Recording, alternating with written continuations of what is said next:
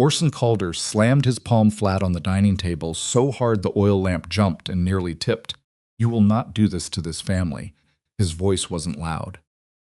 That was the terrifying part. It was low, controlled, the kind of voice a man uses when he's already decided what's going to happen, and he's only speaking as a formality. Maeve stood on the other side of the table, still wearing her work coat, still smelling like horses and frozen earth, because nobody had told her there was going to be a dinner that mattered tonight. Nobody told her anything. They never did. Silas Rourke sat at the far end of the room, completely still, watching her father the way a man watches a dog he's not sure is tied. "Sir," Silas said carefully, "I've made my choice." "Then you've made it wrong." Orson pointed one thick finger at Maeve like she was a piece of fence that had fallen the wrong direction. "That one is not for choosing. You want a Calder daughter. You take Rosalie. That's the arrangement." Maeve didn't flinch. She'd stopped flinching at her father's finger a long time ago. But something was different tonight. Something had already shifted in her chest, quiet and irreversible, like ice giving way under weight it was never meant to carry. If you've ever been the person in the room that everyone looks through, not at, through, then you already know exactly what Maeve felt standing there. And if you've never been that person, stay with me. Because what happens next will make you furious, and then it will break your heart. And then if you let it, it might just give you something you didn't know you needed. Before we go any further, if you're new here, please take a second to subscribe and hit that notification bell so you never miss a story like this one. And while you're watching, drop a comment telling me what city or country you're watching from. I love seeing how far these stories travel. Now let's go back to Montana, 1888, and to a woman the world was about to learn it had badly underestimated. The winter of 1888 arrived in Montana Territory, the way bad news always arrives, without warning and without mercy. By the second week of December, the temperature had dropped so far below freezing that the cattle stood with their backs to the wind and their eyes half closed, not moving, conserving every degree of warmth their bodies could manufacture. The creeks froze solid enough to walk a horse across. The sky sat low and white and featureless from one horizon to the other, like a ceiling pressed down on the world to remind everyone beneath it how small they were. The Calder Ranch sat at the base of a long valley south of the Judith River, and it looked exactly like what it was, a property that had once had ambition and had since run out of the money required to maintain it. The main house still stood straight because Maeve kept it that way, replacing boards before they rotted through and patching the roof every spring whether anyone asked her to or not. But the south barn leaned 3 degrees to the east, and the fence along the lower pasture had been repaired so many times with different materials that it looked like a sentence written in 6 different languages. It held barely. Maeve had fixed that fence herself twice in the last month alone. She was 27 years old and had the hands of a woman 20 years older, not because she was careless with them, but because she had never been given the option of protecting them. While Rosalie had been sent to a school in Helena that taught penmanship and French conversation and how to pour tea without making noise, Maeve had stayed home and learned how to break ice off a water trough at 4 a.m, how to tell the difference between a cow that was sick and a cow that was dying, how to talk a nervous horse down from a panic with nothing but a low voice and a steady hand. She had never been paid for any of it. She had never been thanked for any of it either. That was simply the arrangement. Rosalie was the daughter worth investing in. Maeve was the daughter who was already here and could work. On the morning the Rourkes were expected, Orson Calder called both daughters into the front room after breakfast. He was dressed in his good jacket, which Maeve noticed still had a faint stain on the left lapel that nobody had addressed. She'd offered to clean it the week before. He'd waved her off. "The Rourkes will arrive this afternoon." Orson said, not sitting, standing with his thumbs hooked in his belt the way he always did when he was performing authority. "This is an important meeting. Gideon Rourke controls more land and more cattle than anyone in this part of the territory, and his son is unmarried." He looked at Rosalie when he said this. He had already decided which daughter this information was for. "Rosalie, you'll wear the blue dress. You'll be gracious, you'll be quiet unless spoken to, and you'll remember that this family's future depends on the impression you make today." Rosalie nodded. She had learned very early that nodding was the correct response to almost everything her father said. Orson's eyes moved to Maeve almost as an afterthought. "You'll stay out of the way. See to the horses when they arrive. That's where you're useful." Maeve met his gaze for a moment. "The lower fence is down again on the east side," she said. "Two of the yearlings got through. I'll need help getting them back before dark." After Orson said, already turning away, "Handle it after." He did not ask how she planned to handle it. He did not ask if she needed anything. She was infrastructure. Infrastructure didn't need asking after. Maeve went and fixed the fence herself, in the cold, before the Rourkes arrived. She got the yearlings back. She was leading the second one through the gate when she heard the sound of horses coming up the main road, and she turned to look. Gideon Rourke rode in front a big, broad-shouldered man who looked like he'd been built specifically to take up and make other people feel like they were taking up too much of it. He had a heavy jaw and small, assessing eyes that swept the property the moment he rode through the gate, cataloging everything with the quick efficiency of a man who had spent his life calculating what things were worth. Behind him rode Silas. Maeve registered him the way you register weather practically, without sentiment. Tall, well-built, but not heavy. He rode with the ease of someone who had grown up on horseback, not someone who had learned it for appearances. He was looking at the barn when she first saw him, and there was something in his expression that surprised her. He wasn't looking at the barn the way his father was assessing, calculating. He was looking at it the way you look at something that tells you a story. He noticed the repairs, she realized. He could see where the work had been done and where it hadn't, and he was reading the property the way you read a face looking for what it said about the people living in it. Then his eyes moved and he saw her. She was holding a lead rope with a muddy yearling on the end of it, and she had a piece of fence wire stuck to her coat sleeve that she hadn't noticed yet. She didn't drop her eyes. She didn't smile. She just held his gaze for one flat, honest second, and then she led the yearling back to the pasture, because that was what needed doing. She didn't think about it again. There was too much else to do. The dinner that evening was everything Orson had staged it to be. The good dishes came out. Rosalie wore the blue dress and was gracious and composed in the precise way she'd been taught to be gracious and composed. Orson served the Rourkes his best whiskey and talked about the ranch with the selective confidence of a man describing a fire as a warm evening. He mentioned the acreage. He mentioned the bloodlines of the cattle. He did not mention the debt. Maeve sat at the far end of the table and said almost nothing. This was expected. This was her assigned position in every room her family occupied, present enough to be useful if needed, invisible enough not to complicate anything.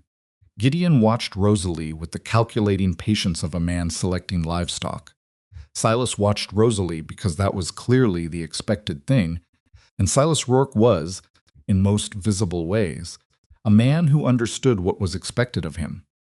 But twice during dinner, his eyes moved down the length of the table to where Maeve sat, and both times she had the unsettling feeling that he was actually seeing her, not looking past her, not looking through her, but actually registering her presence the way you register something that doesn't quite fit the pattern you were expecting.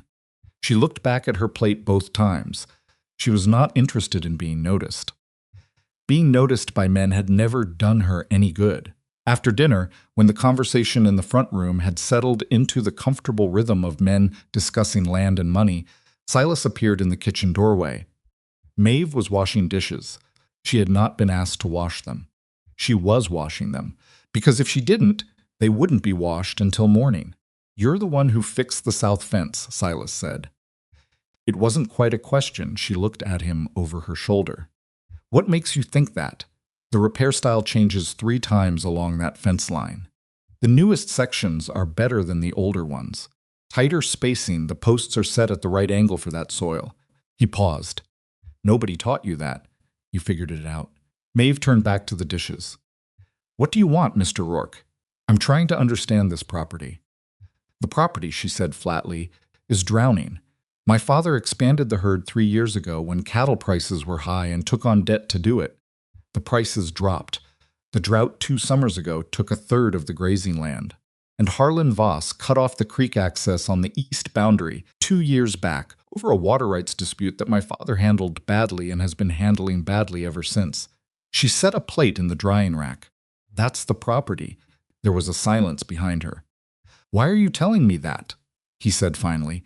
Because you were going to find it out anyway. Men like you always do the arithmetic eventually. I'd rather you know what you're actually looking at than let my father sell you a picture that doesn't match the frame. Another silence, longer this time. He's hoping I'll choose your sister, Silas said. Everyone's hoping that. It's the sensible choice. And what do you think? Maeve finally turned around and looked at him straight on. He was standing in the doorway with his arms loose at his sides and his expression genuinely open, which was the last thing she'd expected. Most men who asked women what they thought were actually just waiting for the answer that confirmed what they'd already decided. He looked like he actually wanted to know. I think, she said carefully, that you should do what's sensible. This family is not a good investment, Mr. Rourke, regardless of which daughter comes with it. If you're a clever man, you'll find a better arrangement somewhere else. And if I'm not particularly interested in sensible right now, she held his gaze for a long moment, then I'd say you've been warned. She turned back to the dishes. He stood in the doorway a moment longer, and then he left, and Maeve put the conversation away in the same part of her mind where she put everything that didn't have an immediate practical application sealed off. Not examined, filed under things that don't concern you. The next morning, Silas asked to ride the property. Orson assigned Maeve to take him, because who else was going to Rosalie didn't know the land, and Orson himself hadn't ridden the full eastern boundary in 2 years. Maeve saddled the horses without comment and led Silas out into the gray winter morning without conversation, because she had work to do, and she intended to do it efficiently in return. He didn't try to make small talk, which she appreciated. He asked questions, but they were good questions, specific, practical. The kind of questions that showed he was actually listening to the land rather than just looking at it. He asked about the soil quality near the creek bed. He asked how bad the ice got on the north pasture and whether they'd lost cattle to it. He asked about the Voss boundary, and she showed him where the fence line ran and where the creek access had been blocked. She told him the truth. She always told the truth about land, because lying about land was the quickest way to turn bad into catastrophic. Your father doesn't know all of this, Silas said at one point. It wasn't an accusation, just an observation. My father knows what he wants to know, Maeve said. That's different from knowing the land. Who keeps this place running? She looked at him. You already know the answer to that. He nodded slowly, like she'd confirmed something he'd been turning over in his mind. They rode back in silence, and Maeve told herself the conversation had been what it was: practical, informational, and that it meant nothing else. She told herself that twice. She almost believed it.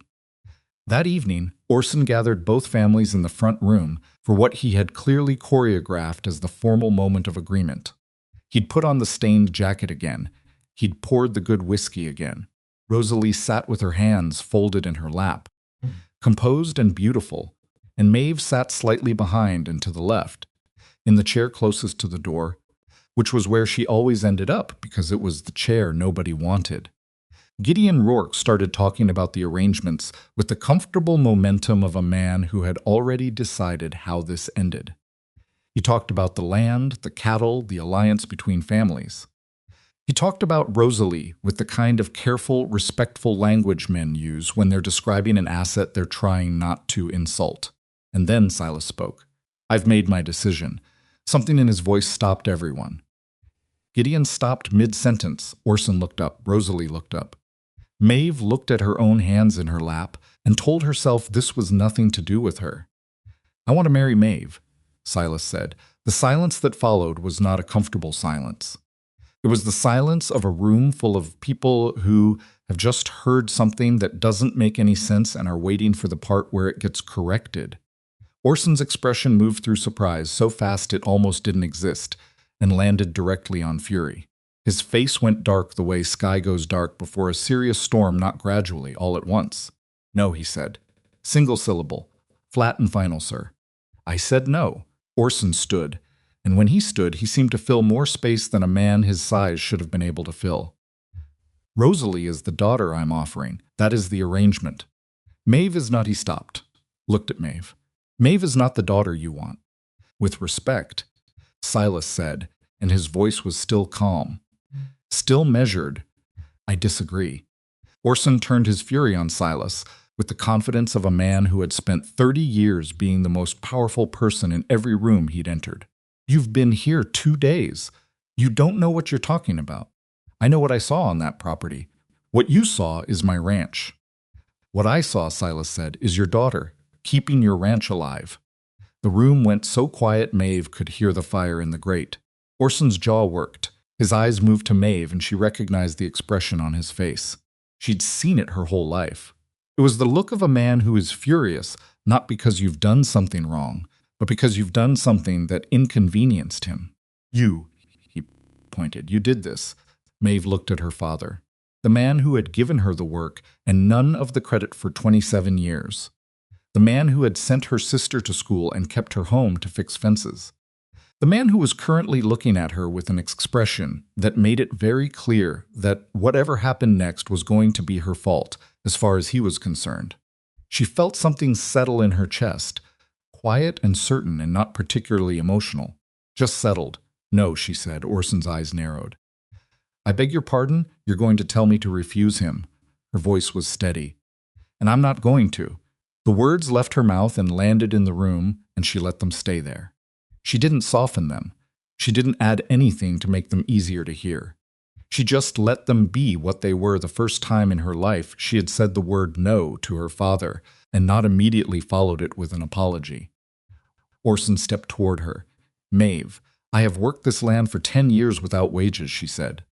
I have fixed your fences and kept your cattle alive and covered your mistakes so thoroughly that nobody outside this property knew how bad things had gotten.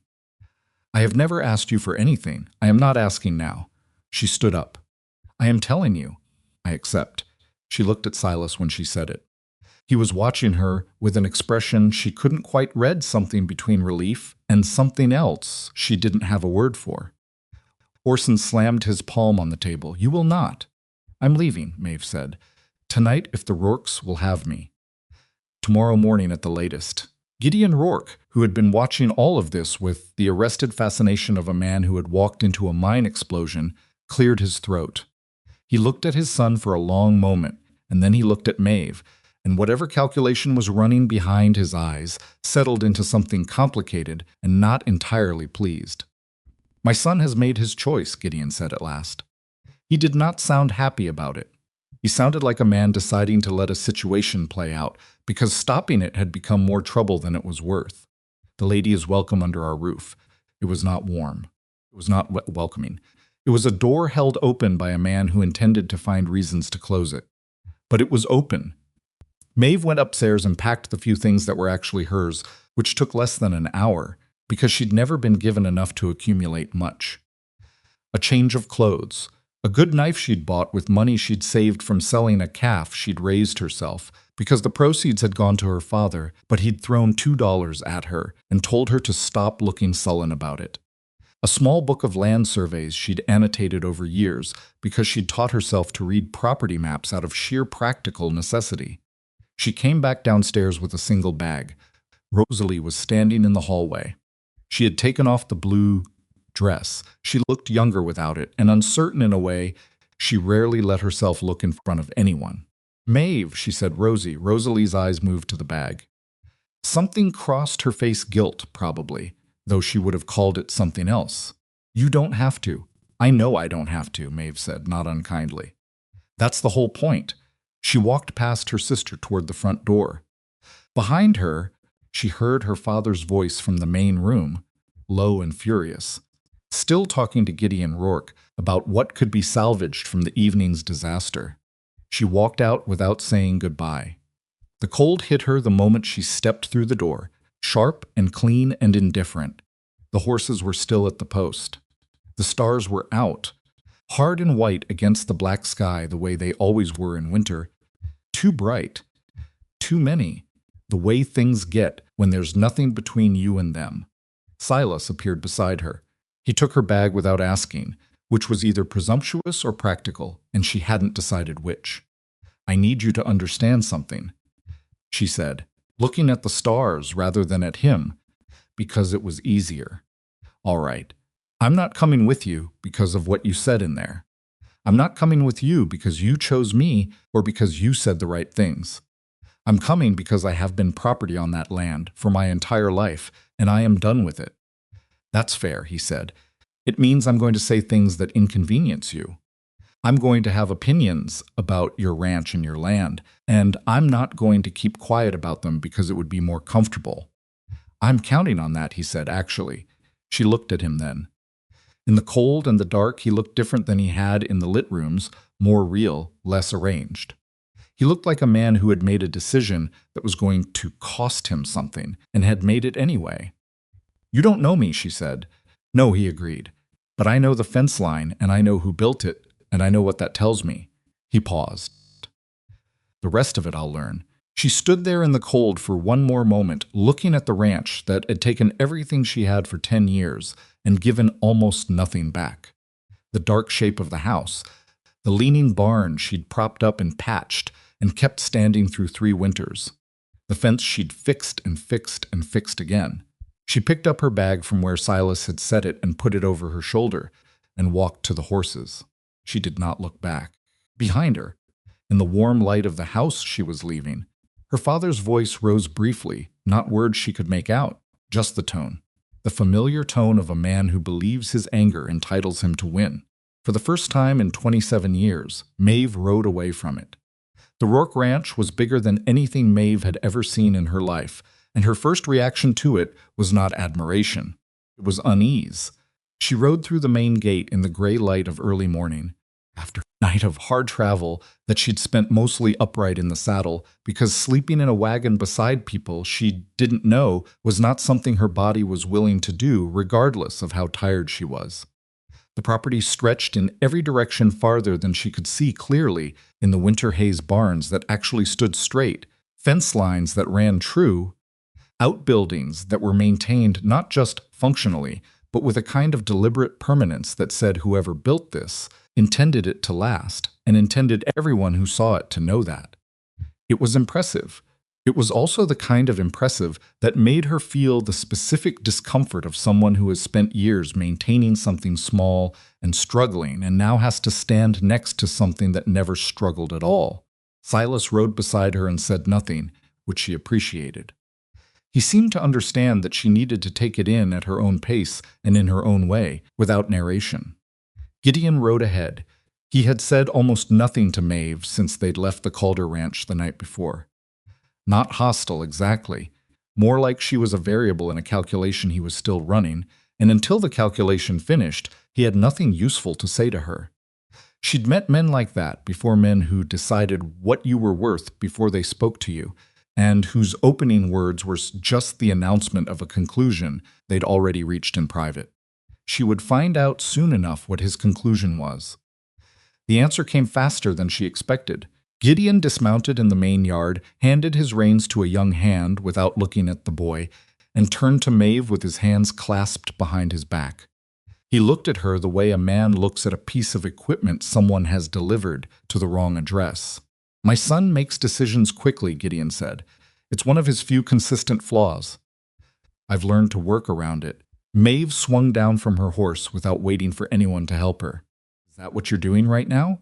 Working around it? I'm being honest with you. I think you're owed that given the circumstances. All right, then be honest. He looked at her steadily. You are not what I had planned for this family. You're not what our investors will expect. You're not what the territory will understand when they hear Silas Rourke chose a ranch hand over. I was never a ranch hand, Maeve said. I was unpaid labor. There's a difference. Ranch hands at least get wages. Gideon's jaw shifted slightly. My point stands. Your point is that I embarrass you. My point, he said, and his voice dropped just enough to make clear he was being precise now, not cruel, is that you will have to earn your place here. My son's word got you through that gate. What keeps you here is going to have to be something more than his word. It was the most honest thing anyone had said to her in years. She hated it and respected it at the same time, which was a combination she had no comfortable category for. "That's fine," she said. "I've been earning my place my whole life. I'm used to it." She picked up her bag and walked toward the house because someone had to move first, and she had decided it was going to be her. The first week at the Rourke Ranch was the loneliest of Maeve's adult life, which was saying something, because she had spent most of her adult life surrounded by people who treated her like furniture. The ranch hands watched her with the guarded wariness of people who aren't sure what category to put someone in. She wasn't the boss's wife, not yet, not officially. The wedding had been discussed, but not dated. She wasn't a guest, because guests didn't show up with one bag and immediately start asking practical questions about the water situation in the North Pasture. She wasn't family, because Gideon's face made clear every time he looked at her that he had not yet decided whether she was going to be allowed to become family. She occupied a strange middle territory, and she dealt with it the way she dealt with most uncomfortable situations, by finding work. Abram Pike, the ranch foreman, was a lean, weathered man in his 50s who had been running the Rourke operation for long enough that he'd developed opinions about everything and the confidence to hold them without apology. He found Maeve in the south barn on her third morning, examining the feeding setup with the particular focus of someone who has already identified a problem and is calculating how to address it. "You're not supposed to be out here," he said. "Not unkind, just factual." "The spacing on these stalls is wrong for winter feeding," she said, not looking up. "You're losing heat, and you're making the younger animals work harder than they need to. You could fix it without rebuilding anything. Just add partition boards at this height and angle." She showed him with her hands. Abram looked at the stall, looked at her, looked at the stall again. "Where'd you learn that?" he said. "Trial and error," she said. Mostly error at first. He was quiet for a moment. "You planning to come out here and tell me everything I'm doing wrong?" "I'm planning to come out here and work," she said. "Whether that means I occasionally mention things that could be done differently is going to depend on whether you're the kind of man who'd rather be right or the kind of man who'd rather the cattle do better." Abram studied her for a long moment with the patient, measuring look of a man who has outlasted a great many people who underestimated him. "I'll get you some gloves," he said finally. "The ones you're wearing are too thin for the work we do here." That was how it started. Not warmly, not easily, but it started. By the end of the first week, Maeve was working full days alongside the hands. By the end of the second week, Abram had stopped telling her which areas she was allowed in and started treating her the way he treated the experienced hands, giving her assignments and expecting them done without explanation, which was the highest form of respect Abram Pike offered anyone. Silas watched all of this with an expression she couldn't always read. He seemed pleased. He also seemed, and this surprised her, uncertain. Not about her, she thought. About something else. Something he was working out internally that he hadn't found the words for yet. They hadn't kissed. They had barely touched. At night, they each went to separate quarters with the careful formality of two people who have made a significant decision together and are now living in the gap between the decision and the reality that follows it. They talked at dinner, practically, about the ranch, about what she'd observed, about what he was managing. The conversations were good. They were the best conversations Maeve had ever had with a man, which wasn't a high bar, but they surprised her anyway. She caught herself thinking about him during the day in ways that irritated her. She was not the kind of woman who thought about men during work. She had always found that kind of distraction inefficient and embarrassing. She was apparently becoming that kind of woman. She tried not to examine it too closely. The crisis came on a Thursday morning, 3 weeks after her arrival, when Abram found her before dawn with his jaw set, and his eyes carrying the particular blankness of a man who is holding bad news together by sheer will. 40 head, he said, gone from the east pasture overnight. The gates intact. No tracks in the snow on our side of the line. Maeve felt the information settle into her. 40 cattle didn't disappear. They went somewhere, on purpose or accidentally, and in winter with intact gates. Accidentally was considerably less likely. Voss territory, she said. East boundary runs right up against his land. You're sure they went east? Best we can tell. The snow's been disturbed on the far side of the fence in 2 places. Like something was driven through, not just wandered. She already understood what that meant, and what Silas was going to say when he found out, and what Gideon was going to say, and what was most likely to happen next if nobody interrupted the sequence of events that was already in motion. Silas found out at breakfast. His face went carefully blank, the way it went blank when he was angry, and choosing how to deploy the anger rather than just releasing it. Gideon found out 20 minutes later, and his face went nowhere near blank. He pushed back from the breakfast table hard enough that his chair scraped the floor and put his hands flat on the surface and looked at Silas. "We go get them," Gideon said. "How many riders?" Silas asked. "Enough that Harlan Voss understands we're not asking." "That's a range war," Silas said, flat. Not objecting exactly.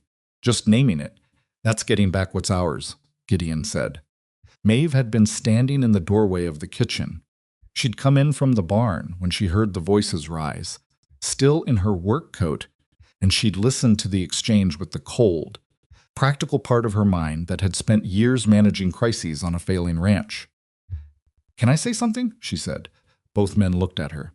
Gideon's look said, "You may, because refusing would make me appear unreasonable, but understand that this is a courtesy, not an entitlement." Silas's look said, "Please." "If Harlan Voss took 40 head deliberately, he wants a fight," she said. "Riding in with armed men is giving him what he wants. You'll get your cattle back, but you'll spend the next 5 years paying for the way you got them back. And if we ride in soft," Gideon said, "we look weak in front of every rancher in this territory." "You look weak if you negotiate from weakness," Maeve said. "You look something else entirely if you negotiate from a position of already knowing more than he thinks you know." She paused. "Who has the actual record of the water rights on that east boundary?" Gideon frowned. "What does that have to do with—" "Do you have it or not?" "Beat, somewhere, in the property records. I'd like to see it," Maeve said. "Before anyone rides anywhere." She didn't wait for permission. She went and found the property records herself, in the study, in a box that had clearly not been opened in some time, based on the dust on the lid. She spread the maps and documents on the desk and spent 2 hours reading them with the methodical patience she'd developed, reading land surveys by lamplight on her father's property, teaching herself to understand what the marks and measurements meant and what they implied about the reality of the land they described. What she found made her sit back in the chair and stare at the ceiling for a moment. The water rights on the east boundary were complicated. More complicated than Gideon had apparently realized, or if he'd realized it, he'd decided not to examine it too carefully.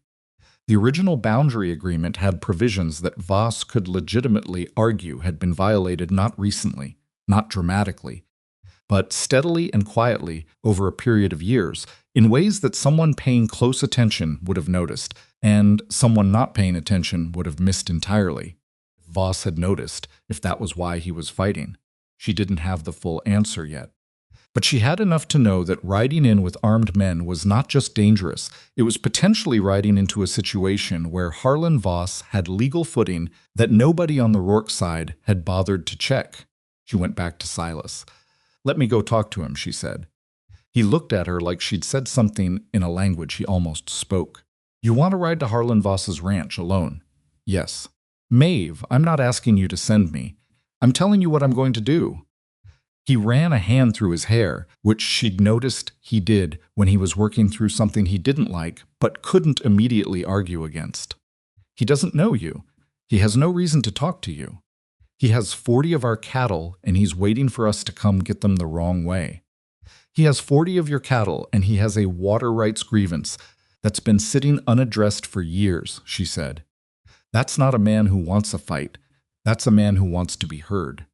Fighting is what you do when you've given up on being heard." Silas was quiet for a long moment. "You read all that from 2 hours with the property records?" he said. "I read it from the fact that if he just wanted the cattle, he'd have done this in summer, when it's easier and muddier and harder to follow tracks. He did it in winter when it's obvious. He wants us to come looking. He just doesn't want us to come looking with guns." Silas looked at her for a long time, long enough that it became something other than just thinking. Take a horse you can run if you need to, he said. And take one of my coats. Yours isn't warm enough.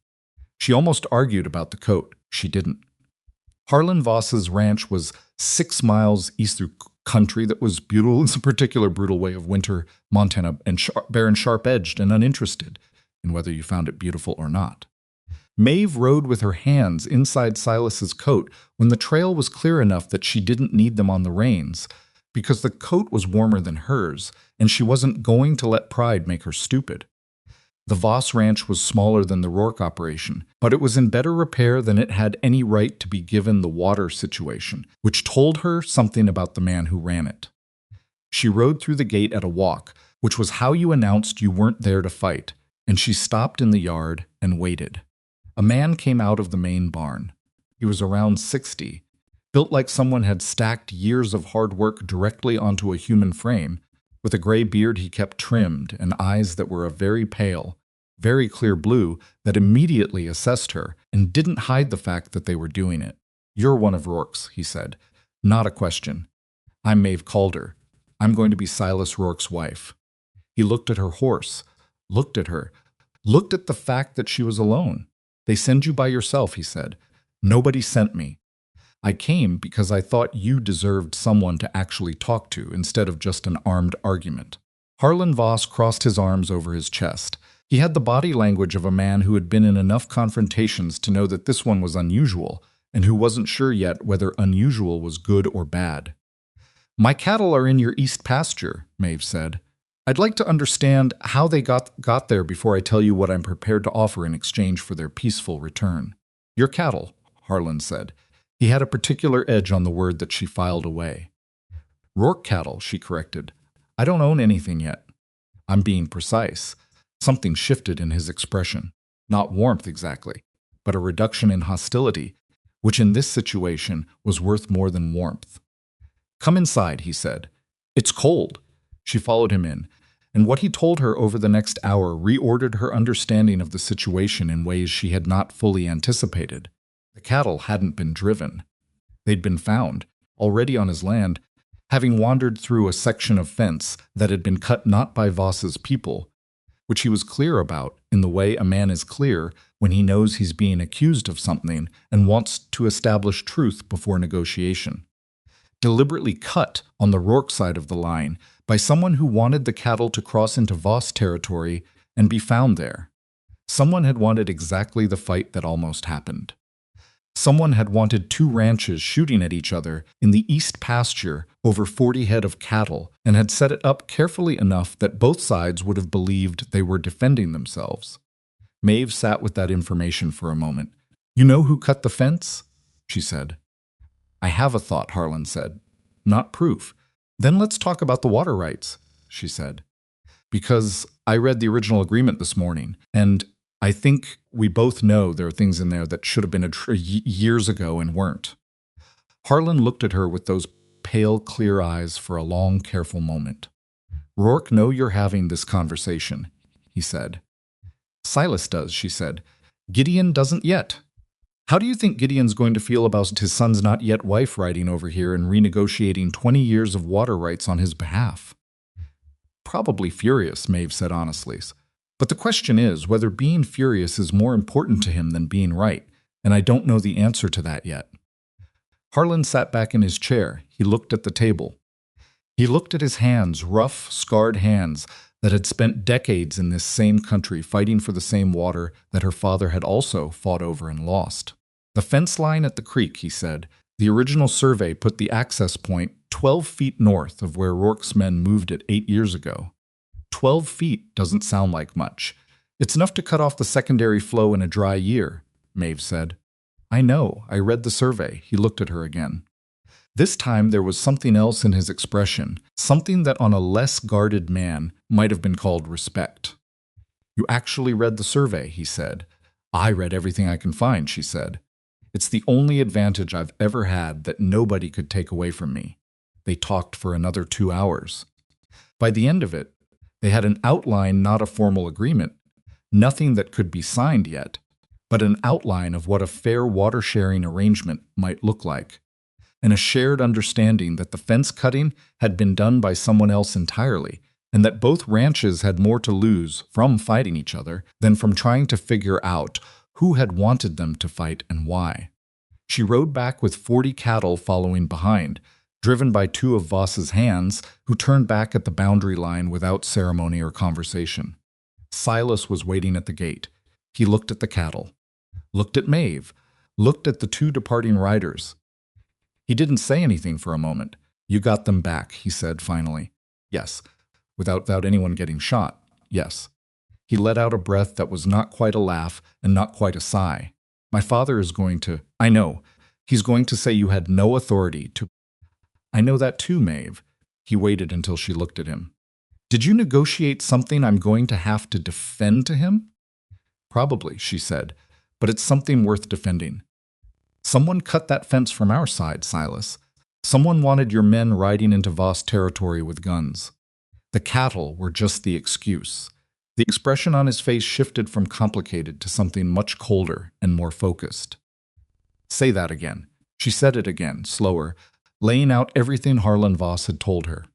By the time she finished, Silas was looking at the east fence line with the expression of a man who has just been informed that a problem he thought was external is actually internal, which is always the worse of the two options. "Who knew the cattle were in that pasture?" she said. "Half the ranch," he said.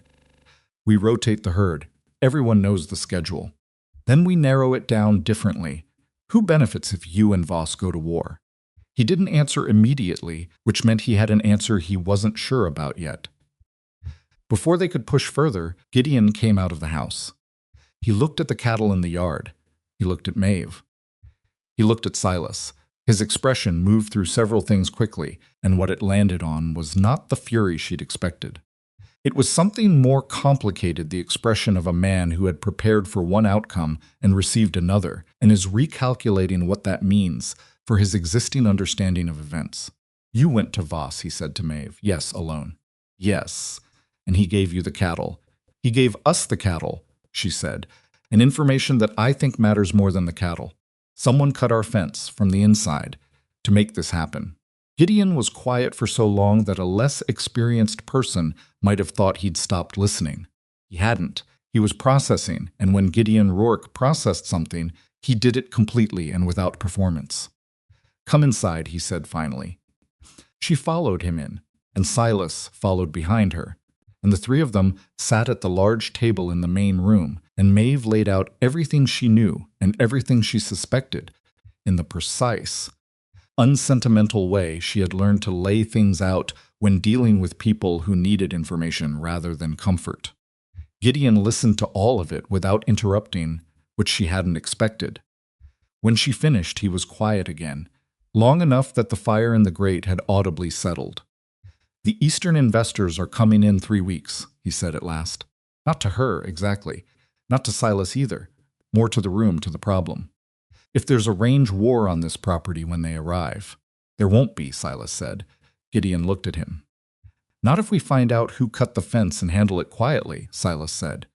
"And not if we start working on the water agreement with Voss before word gets out that there was ever a problem." Gideon's eyes moved to Maeve. They stayed there for an uncomfortable amount of time. "You started a negotiation with Harlan Voss," he said.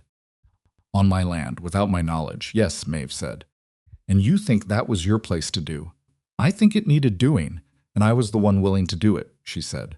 "That's not my place. Tell me what is, and I'll do that instead. But I'm not going to sit in this house being decorative while something burns down that didn't have to burn." The silence between them was not comfortable. It was not resolved. It was the kind of silence that contains a negotiation that neither party is ready to finish yet. But Gideon didn't tell her she was wrong. He stood, went to the window, looked out at the cattle in the yard for a long moment. "The water agreement," he said. "What would it cost us, in your assessment?" "Less than a range war," she said. He made a sound that was not agreement, but was close enough to it that she let herself breathe again. That night, after the house had gone quiet, Silas knocked on her door. She opened it, and he was standing in the hallway with 2 cups of coffee. Because it was late, but neither of them were going to sleep, and they both clearly knew it. She stepped back and let him in. They sat across from each other at the small table in her room and drank the coffee and were quiet for a while in the way that people are quiet together when they are comfortable enough not to fill the space. And when Maeve looked up at him, she found him already looking at her. My father hasn't complimented a single person I've brought into this house in 15 years of me making decisions, he said.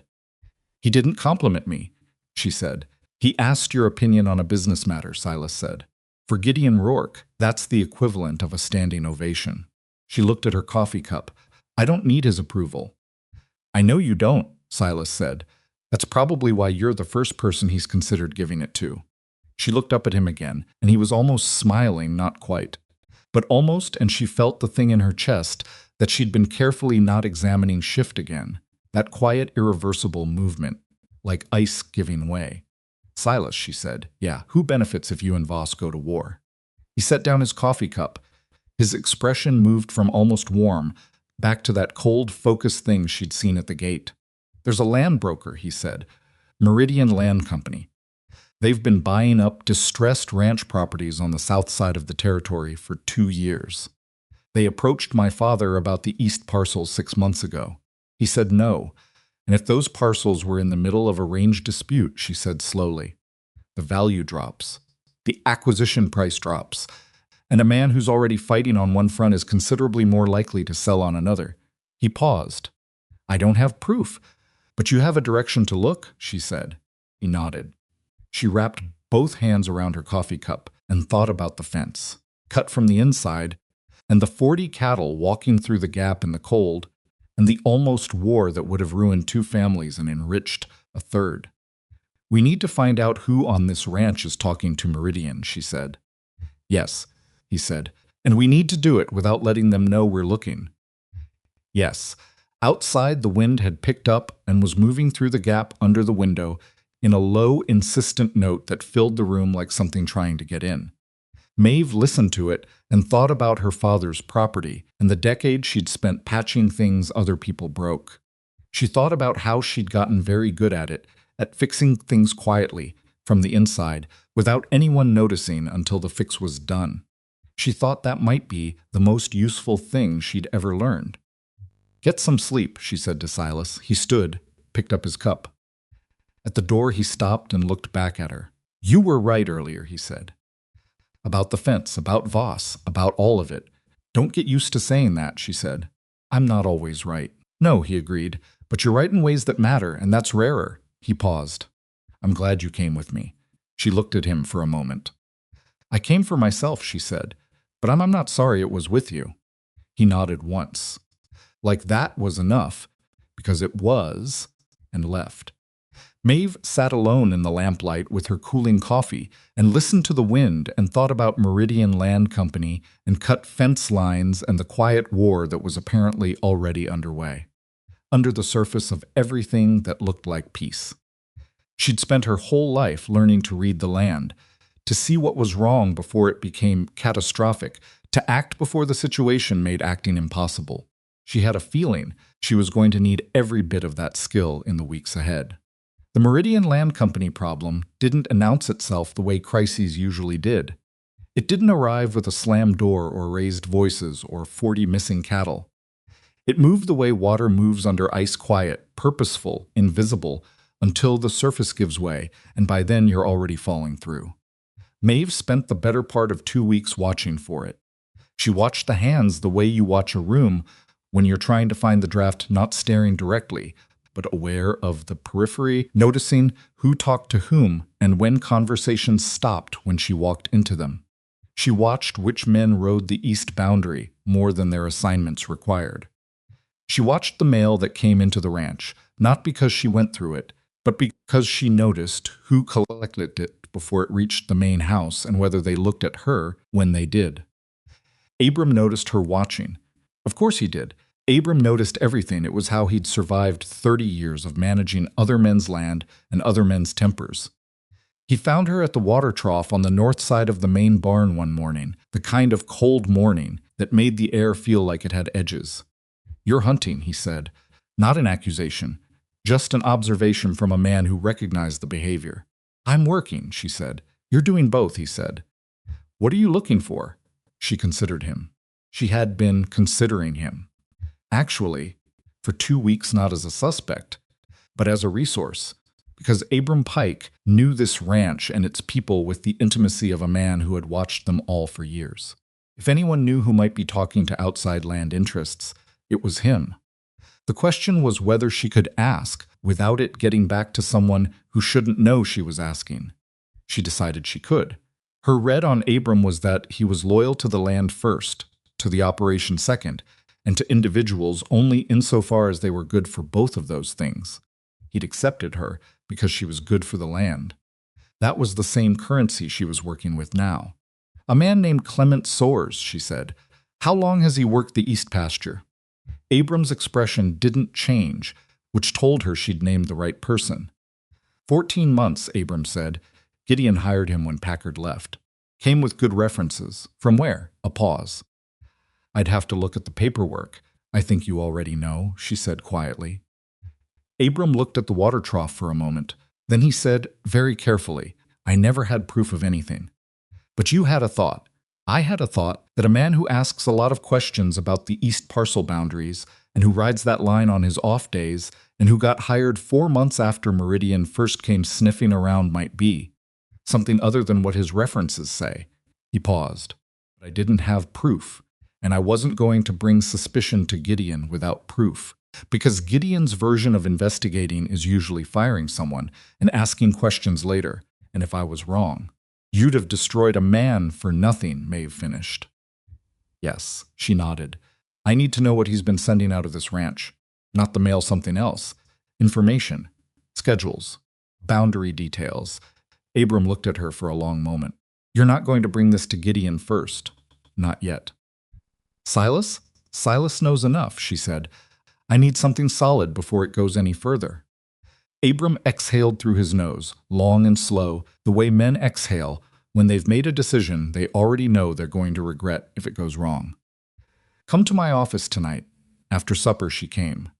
Abram had a small, cluttered room off the main barn that smelled like leather oil and old paper, and the particular mustiness of files that don't get opened often.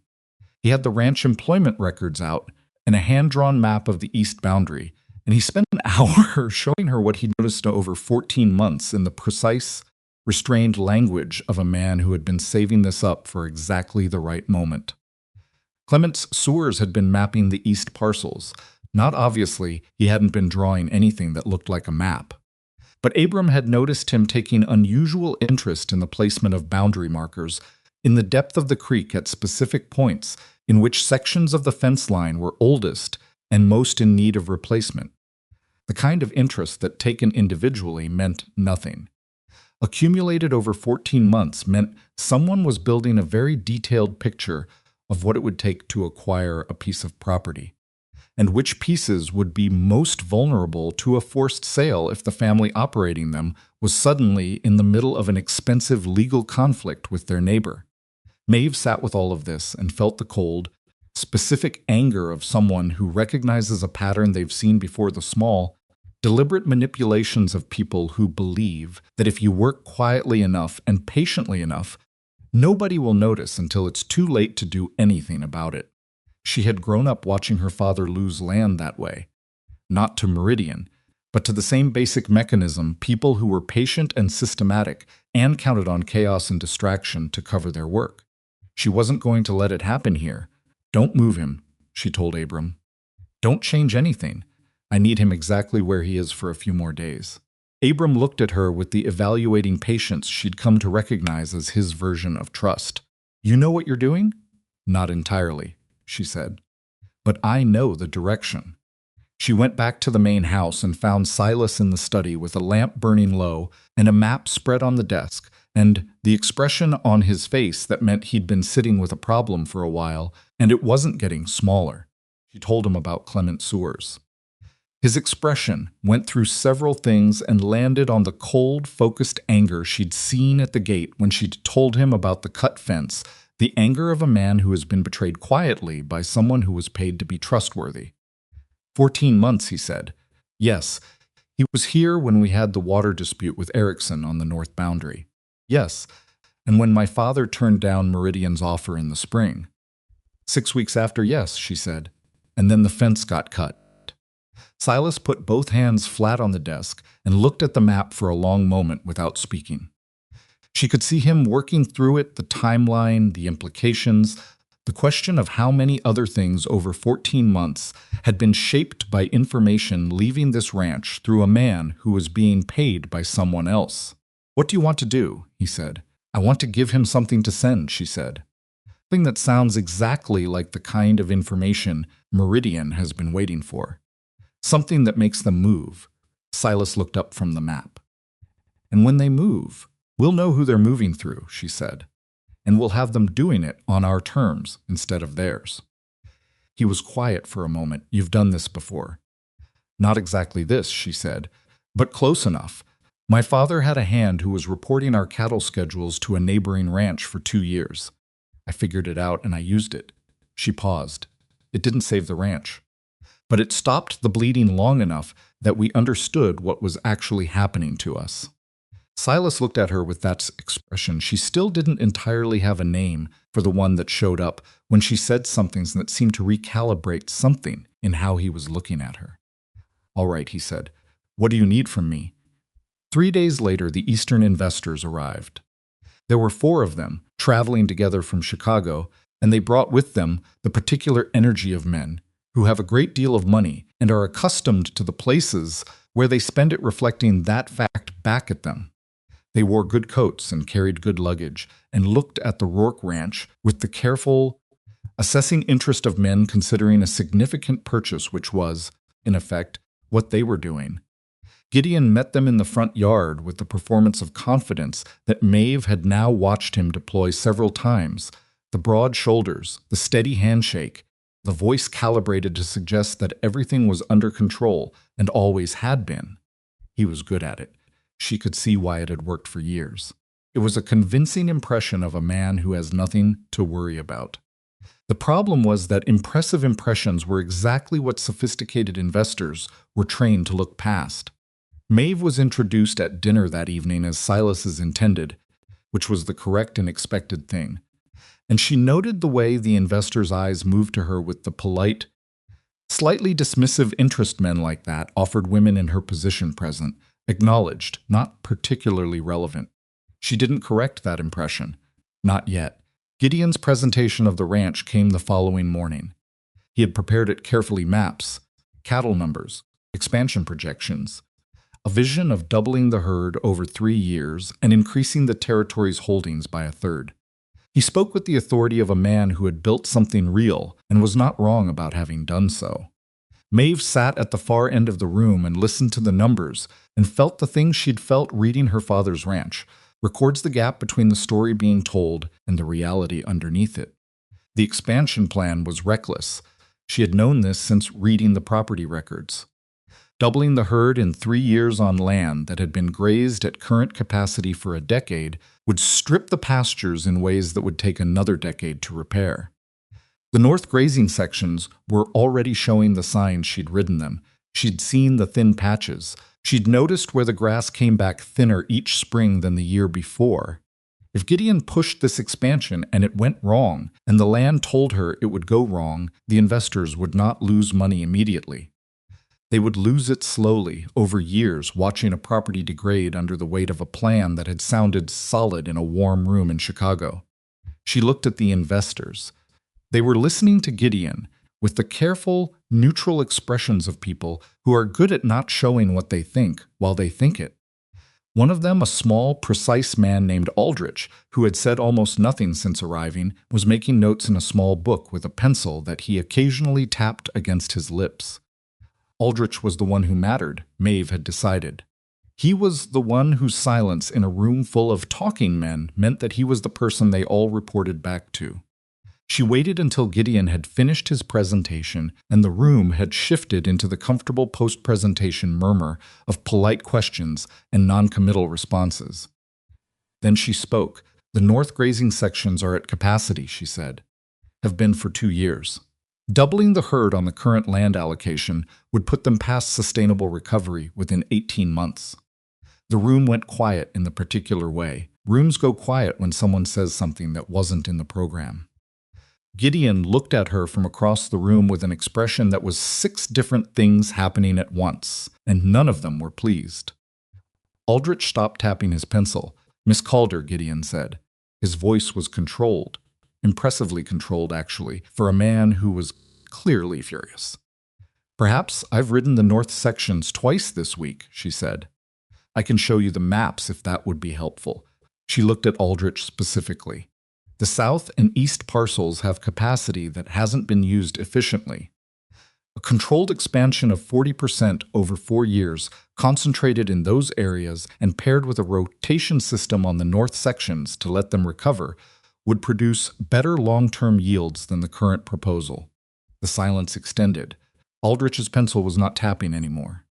He was looking at her with the first entirely undisguised expression she'd seen on his face since his arrival. "You've modeled this?" he said. "Not formally," she said. "But I've been working land long enough to read it, and this land is telling me the same things I've seen on overgrazed pastures before. The difference is that here there's still time to correct the approach." Gideon said, with the careful precision of a man choosing words like a man picks his way through broken ground, "My son's intended is enthusiastic about the land management side of our operation."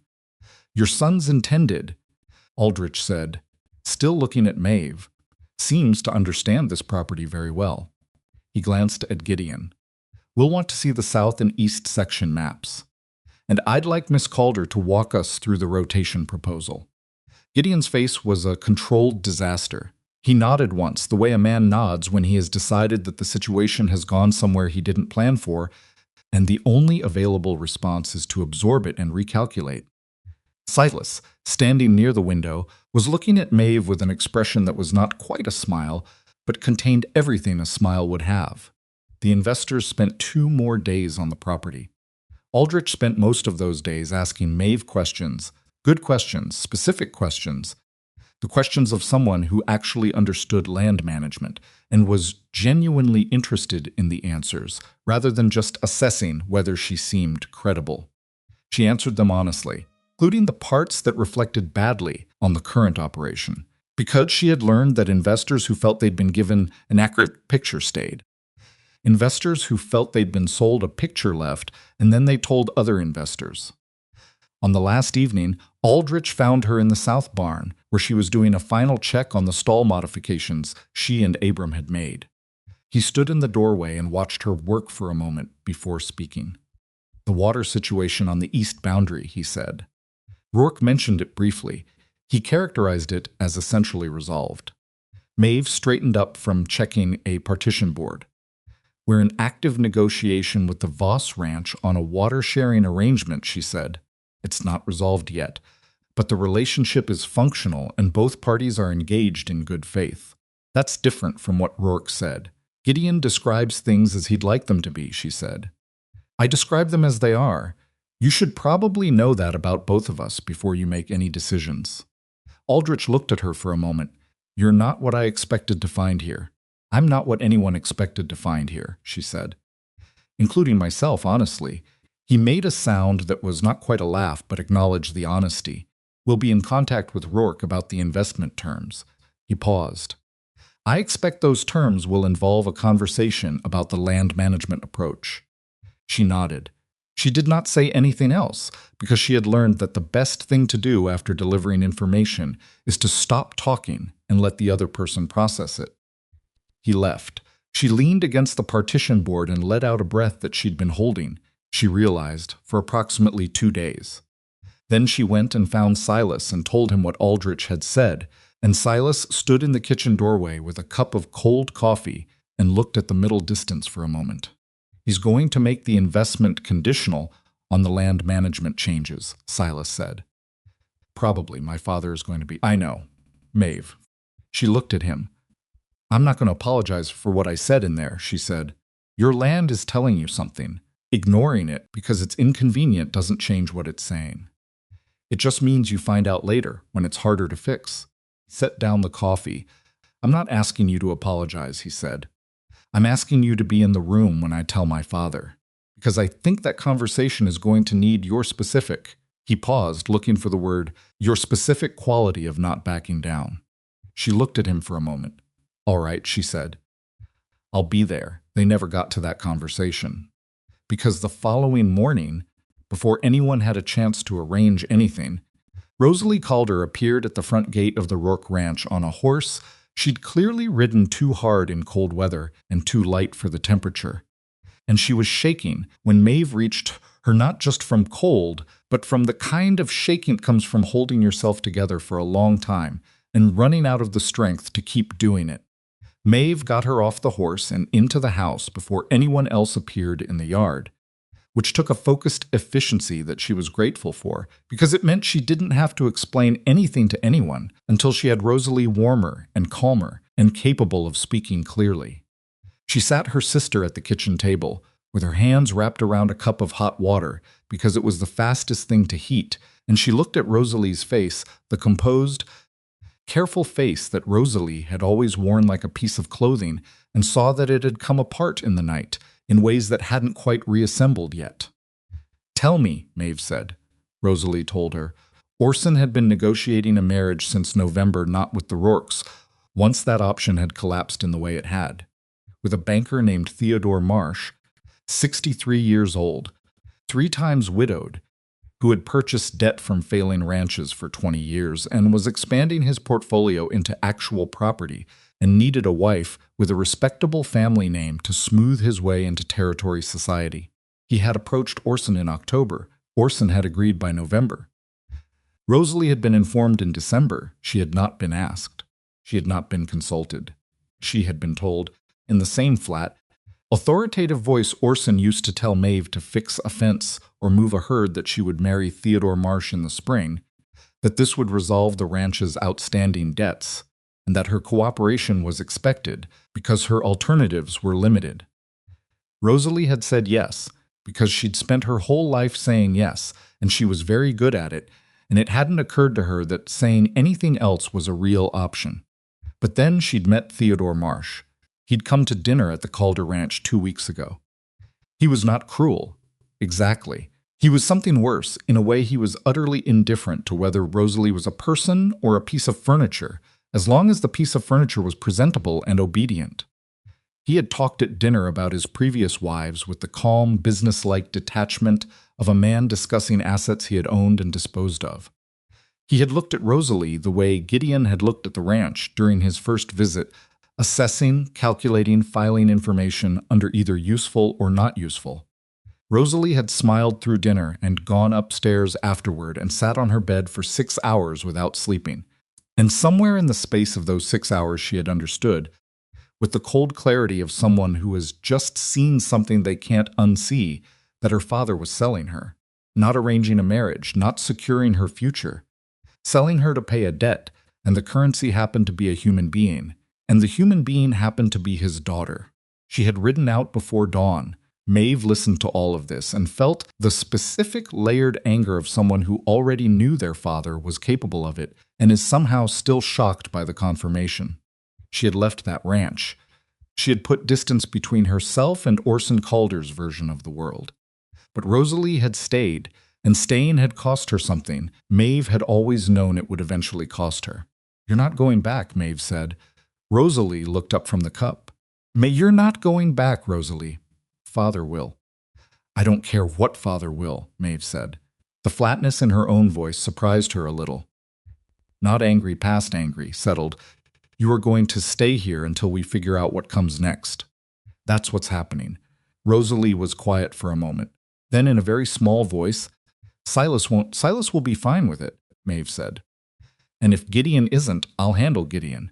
She said it with more confidence than she entirely felt, which was the appropriate level of confidence for a situation like this. Silas was in fact fine with it. He appeared in the kitchen 20 minutes later, assessed the situation with the quick efficiency of a man who reads a room fast, and said only, "The east bedroom on the second floor is empty. I'll have someone light the stove." Gideon was harder. He found Maeve that afternoon, and he did not come with the carefully controlled expression of their usual uncomfortable conversations. He came with the direct, unguarded expression of a man who feels his property has been complicated without his permission. The Calder girl staying here puts us in the middle of a family dispute, he said. She's my sister, Maeve said. I understand who she is. I'm telling you what her being here creates. What it creates, Maeve said, is a problem between Orson Calder and this ranch, as opposed to a problem between Orson Calder and your future daughter-in-law, which is the same problem, but you only inherit it after Silas and I marry. She looked at him steadily. Either way, the problem exists. The only question is whether my sister is alone on the other side of it, or whether she has someone beside her. Gideon's jaw worked. You think in very long lines, he said, like it was an accusation and an observation at the same time. I have to, she said. I learned early that no one else was going to think on my behalf. He was quiet for a moment. Her father will come for her. Yes, Maeve said, he will. And when he does, she said, I need to know if you'll stand with your family or stand with the more convenient option. It was a harder question than she'd intended to ask. She hadn't planned to ask it quite that directly, but it was out there now, and she held his gaze and let it stay. Gideon looked at her for a long, uncomfortable moment. He looked like a man confronting a type of conversation he had successfully avoided for most of his life and was only now discovering he could not navigate around. She can stay, he said finally. For now. For now was not everything, but it was enough to work with. Rosalie, it turned out, was not the helpless passenger everyone, including Maeve, had quietly assumed she would be.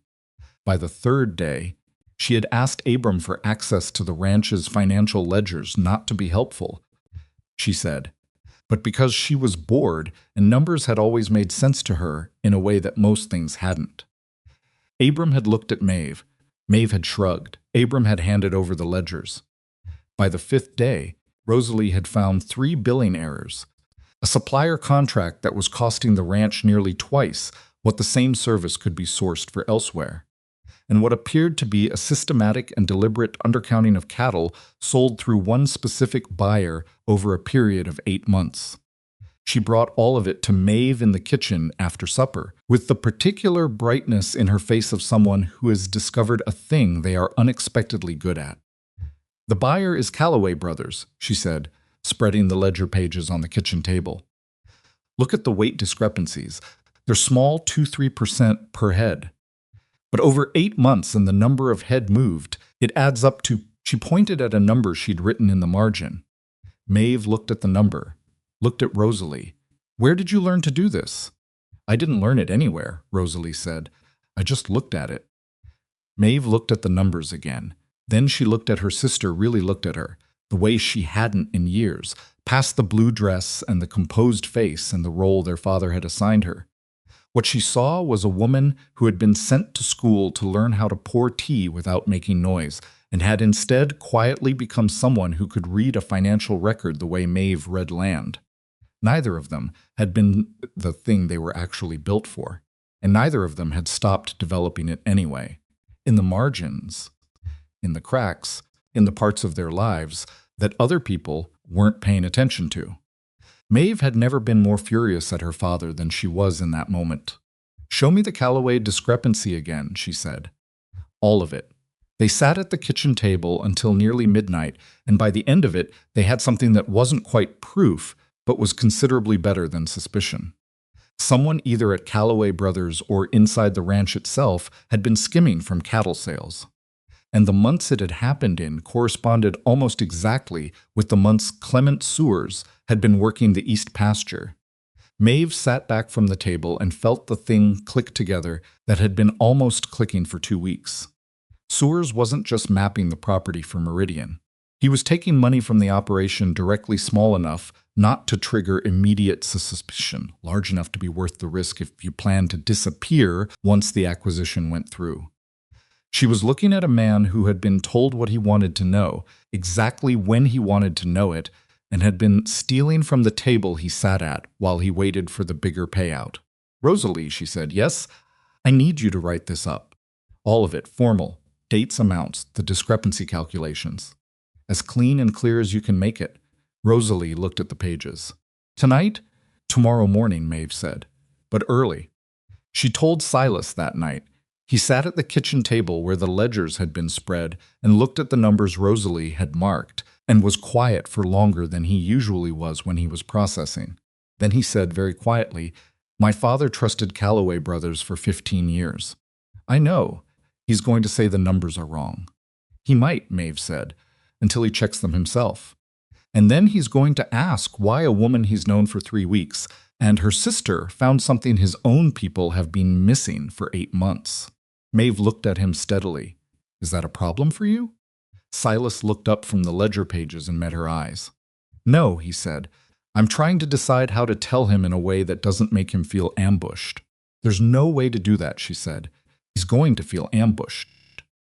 The question is whether he respects the information more than he resents the source." Silas looked at her for a moment. "You've thought about this already." "I've been thinking about it since Rosalie found the first discrepancy," she said. "Gideon needs to understand that the threat isn't the numbers. The threat is that someone inside his operation decided they could rob him because nobody was paying enough attention." She paused. "That's the thing that should embarrass him, not us finding it." Silas nodded slowly.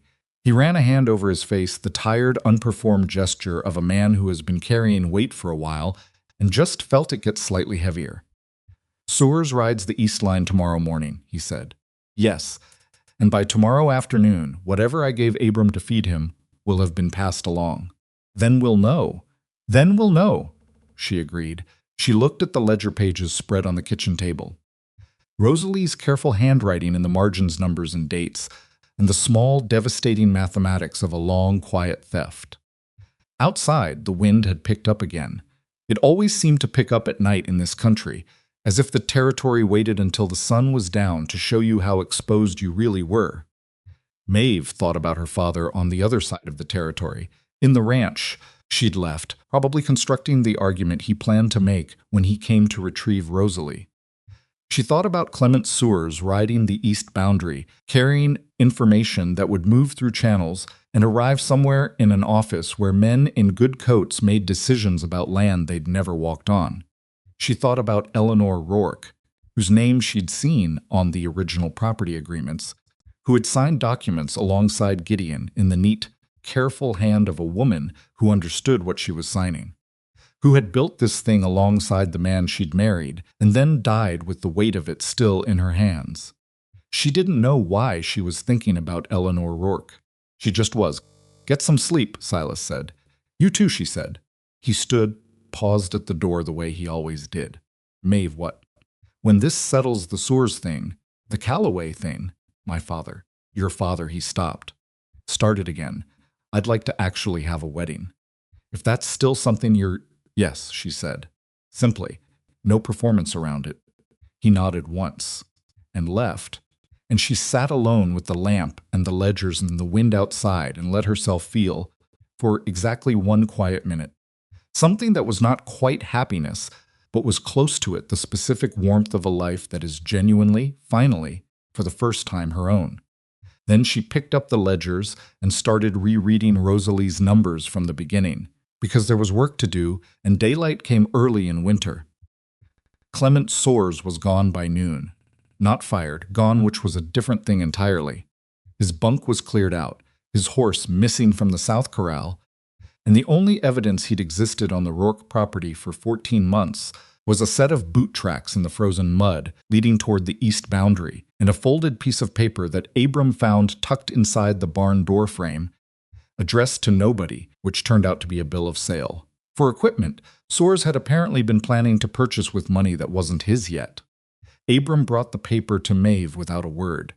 She looked at it and understood that Soers had been tipped off not by her, not by anyone she'd spoken to directly, which meant the information had leaked from somewhere between her conversation with Abram in the morning, and that leak was its own separate problem that she filed away to examine later. The more immediate problem was that Soers running meant Meridian knew the operation had been identified, and Meridian, knowing that, changed the timeline on everything. She went to Silas. He was already in the study with Abram, standing over the desk with the map of the east parcels spread between them and the look on his face that meant he'd been awake for hours working through something he didn't like. "He's gone," she said. "I know. He was warned. I know that too." Silas's jaw was tight. The question is whether Meridian moves on the acquisition now or pulls back entirely. They don't pull back, Maeve said. They've been building this for over a year. They pull back and they lose everything they've invested. They move, but they change the method. She looked at the map.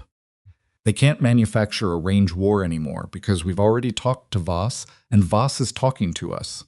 So they look for another pressure point. The Callaway billing issue, Abram said. All three of them were quiet for a moment. If Callaway brothers complain first, Silas said slowly, before we can bring the discrepancy formally, they can frame it as a Rourke accounting error. An accusation against them becomes a dispute. A dispute makes investors nervous. And nervous investors ask questions, Maeve said. And questions slow everything down long enough for Meridian to come in with a rescue offer on the East parcels. Silas looked at her. How long do we have before Callaway makes a move? I don't know. Maybe days. Maybe less. She straightened up from the map. We need to get the billing documentation to Aldrich before Callaway gets to him first. Silas looked at Abram. Abram looked at the map.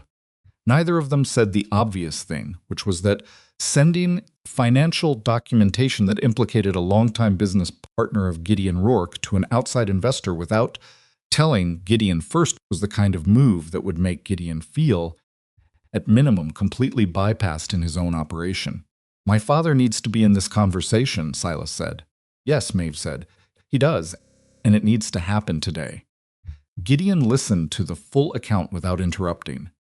This was the thing about Gideon that Maeve had learned to distinguish from the performance of him underneath controlled authority and the careful management of every room he entered. There was a man who, when given information he actually needed, was capable of receiving it cleanly. He didn't perform processing. He just did it, in silence while everyone else in the room waited. When Maeve finished laying out the Callaway discrepancies, the timeline of Sewer's activity, and her assessment of what Meridian was likely to do next, Gideon sat back in his chair and looked at the ceiling for a moment. Then he said, the Callaway contract has been in place since 1871. I know, Maeve said. Hector Callaway and I built this territory side by side. I know that too. He looked at her. You're telling me he's been stealing from me. I'm telling you someone at Callaway Brothers has been skimming cattle sales for 8 months, and the documentation Rosalie put together supports that clearly enough that a lawyer would take it seriously. She paused. I'm not telling you who made the decision. I'm telling you what the records show. Gideon was quiet again. His hands were flat on the desk, and he was looking at them as if they could tell him something the documents couldn't. Rosalie compiled this, he said. Yes. He made a sound that was not quite anything Maeve had a category for. The girl who showed up on my doorstep 3 days ago on a half-frozen horse. She found it in 2 days with no formal training, Maeve said. She can read financial records the way I read land. It's not something she was taught. It's something she just does. Gideon looked at Silas. Silas looked back at him with the patient, steady expression of a man who has made his peace with the fact that the situation is what it is and performing surprise isn't going to help anyone. We need to send the documentation to Aldrich today, Silas said, before Callaway can make a preemptive complaint. Aldrich will want to know why we didn't discover this ourselves, Gideon said. He will, Maeve said, and the honest answer is that nobody was looking at the right level of detail. That's not a comfortable answer, but it's a true one, and Aldrich strikes me as a man who prefers true to comfortable. Gideon looked at her for a long moment. The expression on his face was complicated in a way. She was beginning to recognize the expression of a man who had spent decades being the smartest person in every room and was now sitting across from someone who was frequently, inconveniently correct about things, and was having to decide how he felt about that. Write the letter, he said finally. I'll sign it. It was not warm, it was not gracious. But he said it, and Maeve went and got paper and wrote the letter in the clear, precise language of someone who has spent years communicating practical information to people who needed to act on it, and Gideon read it and signed it without changing a word, which was, she was beginning to understand, as close to a compliment as Gideon Rourke was capable of in a business context. The letter went out by midday rider. By evening, Orson Calder arrived. He came alone, which surprised her. She'd expected him to bring someone, a lawyer, a hand, some form of visible reinforcement for whatever argument he was planning to make. Instead, he rode in by himself in the last gray light of the afternoon, and when she saw him from the barn doorway, she noticed that he looked smaller than she remembered. Not physically. He was the same broad, heavy-shouldered man he'd always been. But something in the way he held himself had contracted, as if the space between what he'd planned and what had actually happened had cost him something he hadn't budgeted for. She walked out to meet him. She didn't wait for him to come to the house. If this conversation was going to happen, it was going to happen on ground she could see clearly in every direction. He dismounted and looked at her, and for a moment neither of them said anything. "Rosalie is here," he said. "Not a question, yes." "She's coming home." "No," Maeve said, "she's not." He looked at her with the expression she'd grown up under, the expression that said his patience was a favor he was extending, and could withdraw at any moment. "Maeve, this is not your business to decide. Rosalie is 24 years old," Maeve said. "She can decide where she lives. She is unmarried and living in a man's house. She's living in the house where her sister lives," Maeve said, "which is different. The arrangement with Marsh. Rosalie will not be marrying Theodore Marsh," Maeve said. She kept her voice level, not cold, not heated. Just clear, the way she kept her voice when she was telling someone true things about land that they didn't want to hear. She won't be marrying anyone she doesn't choose. That's not negotiable. Orson's expression shifted into the controlled fury she knew, as well as she knew anything the fury that had always worked on her before, that she had spent 27 years accommodating and working around and absorbing because there had been no alternative. "You have no standing here," he said. "You left. You walked out of that house and you made your choice and I made mine. What I do with Rosalie is not your concern. She's my sister." "She is my daughter. You're selling her," Maeve said. Flat, direct, no softening around it.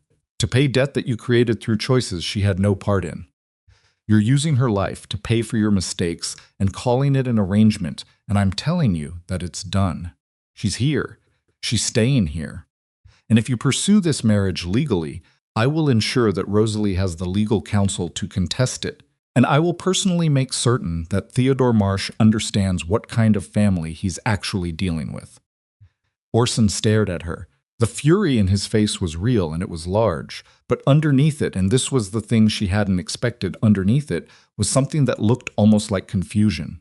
Like a man who has miscalculated a situation significantly and hasn't finished understanding how. "You'd do that," he said. "You'd go to a lawyer. Against me." "Yes," she said. "I'm your father." She held his gaze. "You were," she said, "and I would have done anything for you. I did do everything for you, for years, and you treated it like it was owed to you." She paused. "It wasn't owed to you. It was given, and I stopped giving it when I left, and Rosalie stopped giving it when she rode out of there before dawn. You don't get to collect what we've already stopped paying." The silence between them was long and cold, and in it Maeve could hear the specific sound of a version of her life, the version where she kept quietly absorbing everything her father threw at her because it was. Easier than fighting finishing, finally, completely. Orson looked past her at the house. She didn't turn around, but she knew that Silas was there. She'd heard the door. "Rourke," Orson said over her shoulder. "Calder," Silas said. His voice was even neutral. The tone of a man who has decided not to be the loudest thing in the room. "You're permitting this. My Maeve makes her own decisions," Silas said. "And she's right about Rosalie." Orson looked between them. He looked at Maeve. He looked at the house again. And somewhere in that sequence of looks, something in him recalculated. The way Maeve had watched Gideon recalculate, but differently. Without Gideon's capacity for absorbing new information and adjusting. Orson's recalculation looked more like a man deciding which retreat to make in a way that cost him the least visible dignity. "This isn't finished," he said to Maeve. "It is," she said. Tonight, he remounted, rode out. She stood in the yard until she couldn't hear the hoofbeats anymore. And then she stood there a little longer because her legs were steady, and she wanted to feel them being steady, wanted to register it. The fact that she had stood in front of her father's anger and hadn't moved an inch. Silas appeared beside her. He didn't say anything. He just stood there, and that was the right thing. He'll come back, she said finally. Probably, Silas agreed. With a lawyer, maybe. Or a different argument. Maybe. She exhaled. I'll deal with it. We'll deal with it, he said. Not emphatic. Just correcting the pronoun, matter-of-factly, the way you correct something small that matters. She looked at him sideways. You're getting better at that. At what? At the we, she said. He almost smiled. They went inside. The letter Maeve had not been expecting arrived 11 days later. It came addressed to her specifically, which was unusual enough that she noticed it before she opened it. Most of the mail that came to the ranch, addressed by name, was for Gideon or Silas. And the occasional thing addressed to Miss Calder was from suppliers or the water agreement correspondence with Harlan Voss's lawyer. This was neither. The handwriting on the outside was old-fashioned and careful, the handwriting of someone who had learned penmanship in a time when penmanship was considered a serious undertaking. The return address was a town 40 miles north, a name she didn't recognize, Agatha Wren. She opened it at the kitchen table after supper, when the house was quiet enough that she could read without being interrupted. The letter was 4 pages long, written in the same careful hand as the address. It took her 3 pages to understand what she was actually reading, and when she did, she sat very still for a long moment with the pages in her lap and the lamp burning next to her and the fire settling in the grate. Agatha Wren was 71 years old. She had been Eleanor Rourke's closest friend for 30 years, from the time they were girls in Ohio until Eleanor's death 8 years ago. She had kept, at Eleanor's specific request, a collection of documents and letters that Eleanor had gathered and preserved in the last 2 years of her life. Eleanor had made Agatha promise to deliver them when the time was right, when there was someone at the ranch, Agatha wrote, who would know what to do with them rather than just be destroyed by them.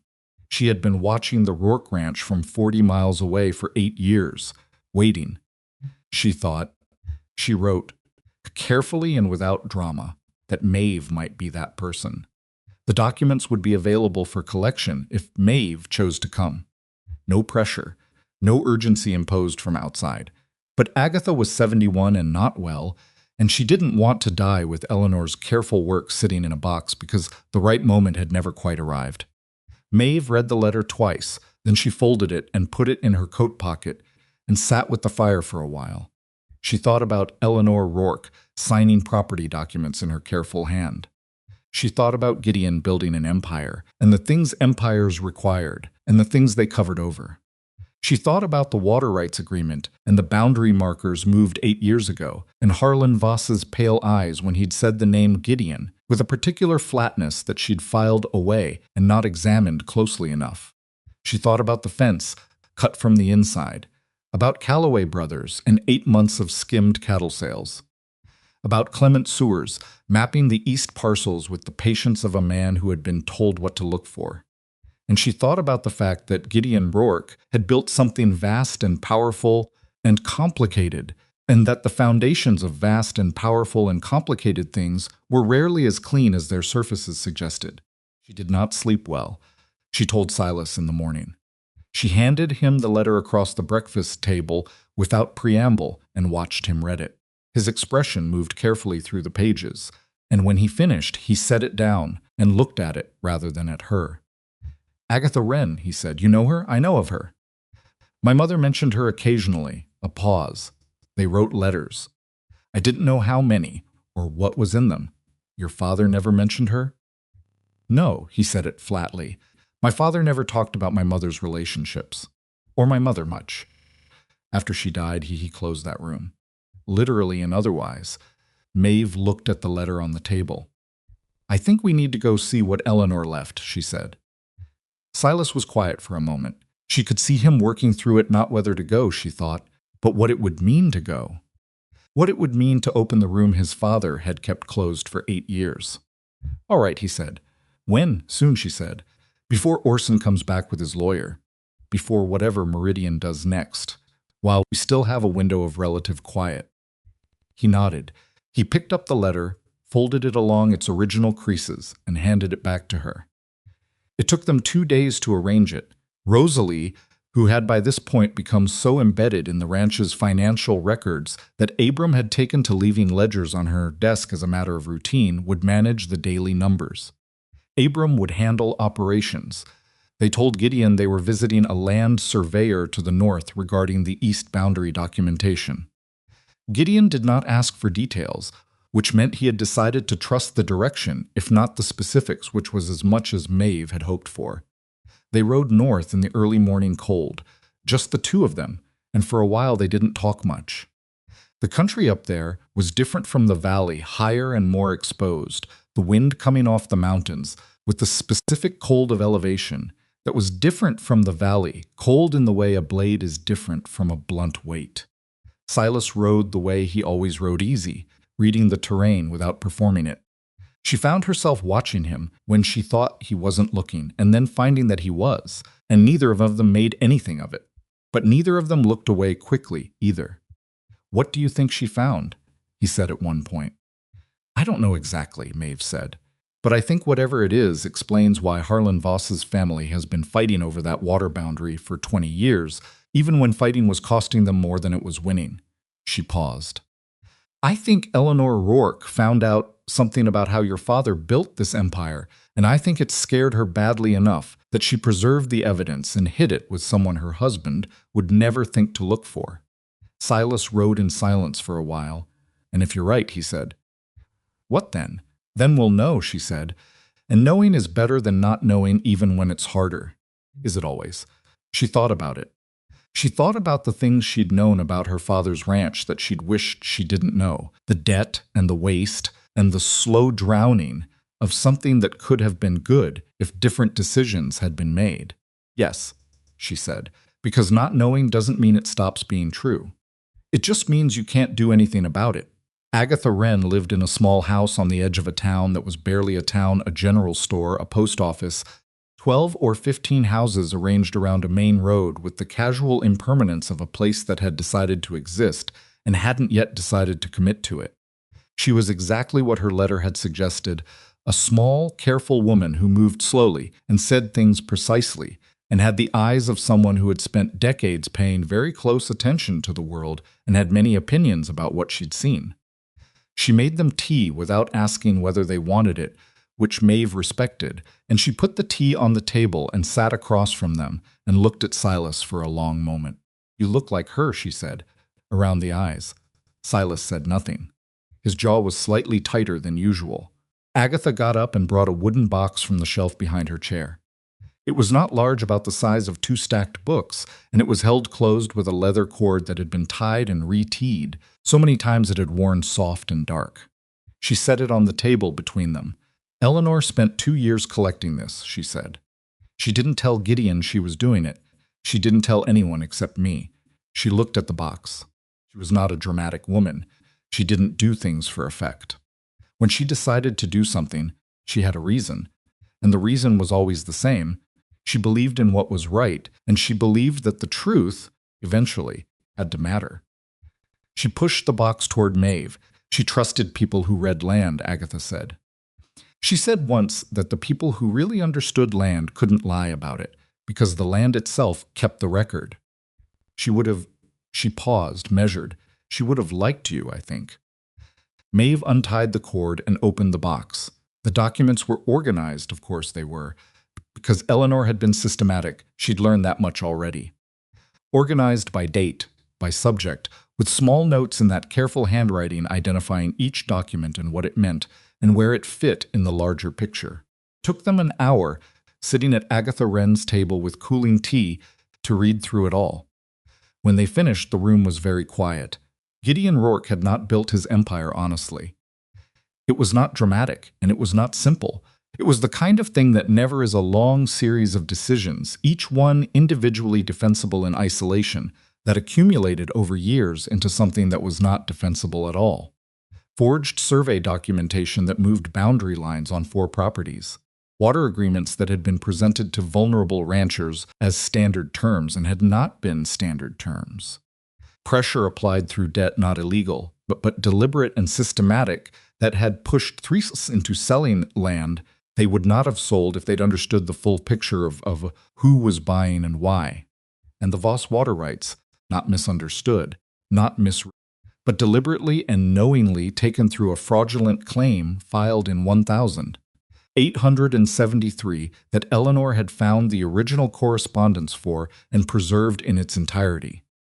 Eleanor had found all of it over 2 years of careful, patient, private investigation. She had documented it with the thoroughness of a woman who understood that without proof, truth was just an opinion. She had written in a letter addressed to no one that was clearly the document she'd written for herself, that she had tried to speak to Gideon directly, and that Gideon had listened and had told her she didn't understand how territory building worked and that she should trust him, and she had stood in their bedroom afterward and understood that she was married to a man who had decided that what he was building was more important than how he built it. She had not forgiven him. The letter made that clear without making it dramatic. She had simply made a different decision than the one he expected. She had preserved the record and trusted that eventually there would be someone who would know what to do with it. Silas read the last letter and set it down on the table. He sat for a moment with his hands flat on the table on either side of the papers and looked at the wall opposite and was very still. Maeve let him be still. She had learned that he needed stillness sometimes to process things that moved fast, and this was the fastest moving thing she'd seen him face. "He knows I'll find out eventually," Silas said. "If we bring this home." "Yes. He'll say Eleanor misunderstood. He'll say the documents are. He'll find something." "He might," Maeve said, "but he'll say it knowing that you've read what Eleanor wrote. And you'll know whether he's telling the truth." Silas looked at her. His expression was something she hadn't seen on him before, not the cold, focused anger, not the warm, almost smile. Something more open than either of those, and more fragile and more honest. "She was ashamed of him," he said, not asking. "Yes," Maeve said quietly. "She was, and she stayed. She paused. I don't know why. Maybe she didn't know how to leave. Maybe she thought she could still change it. Maybe she just loved him anyway. And that's a complicated thing that doesn't always follow logic." Silas looked at the box on the table. "She left this instead," he said. "She left this instead," Maeve agreed. Agatha Wren refilled the tea without being asked, and they sat at her table for a while longer, in the particular quiet of people who have just learned something large and are not ready yet to carry it back out into the world. The ride home took longer than the ride out. The light was low by the time they crossed back into the valley, the winter sky going that particular bruised orange-purple that happened just before dark in this country, and the cold had deepened the way it always did at the end of the day. Maeve carried the box in her saddle pack. She was aware of its weight in a way that was disproportionate to its actual size. "He'll deny it," Silas said, when the ranch was visible ahead of them in the gathering dark. "Maybe," Maeve said, "or maybe not. Maybe he's been waiting for someone to find it."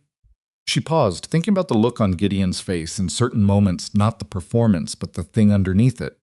Some men build things the wrong way and spend the rest of their lives not looking directly at what they built. "What do you want to do?" Silas asked. Maeve looked at the ranch ahead of them, the lights in the windows, the straight fence lines, the barns that stood solid against the evening sky. The empire that had been built on things that weren't entirely true. "I want to give him a choice," she said, "before we do anything else.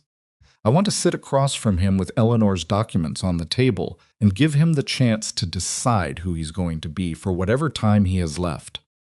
Silas rode in silence for a moment, "And if he chooses wrong?" She looked at him. "Then we'll know that too."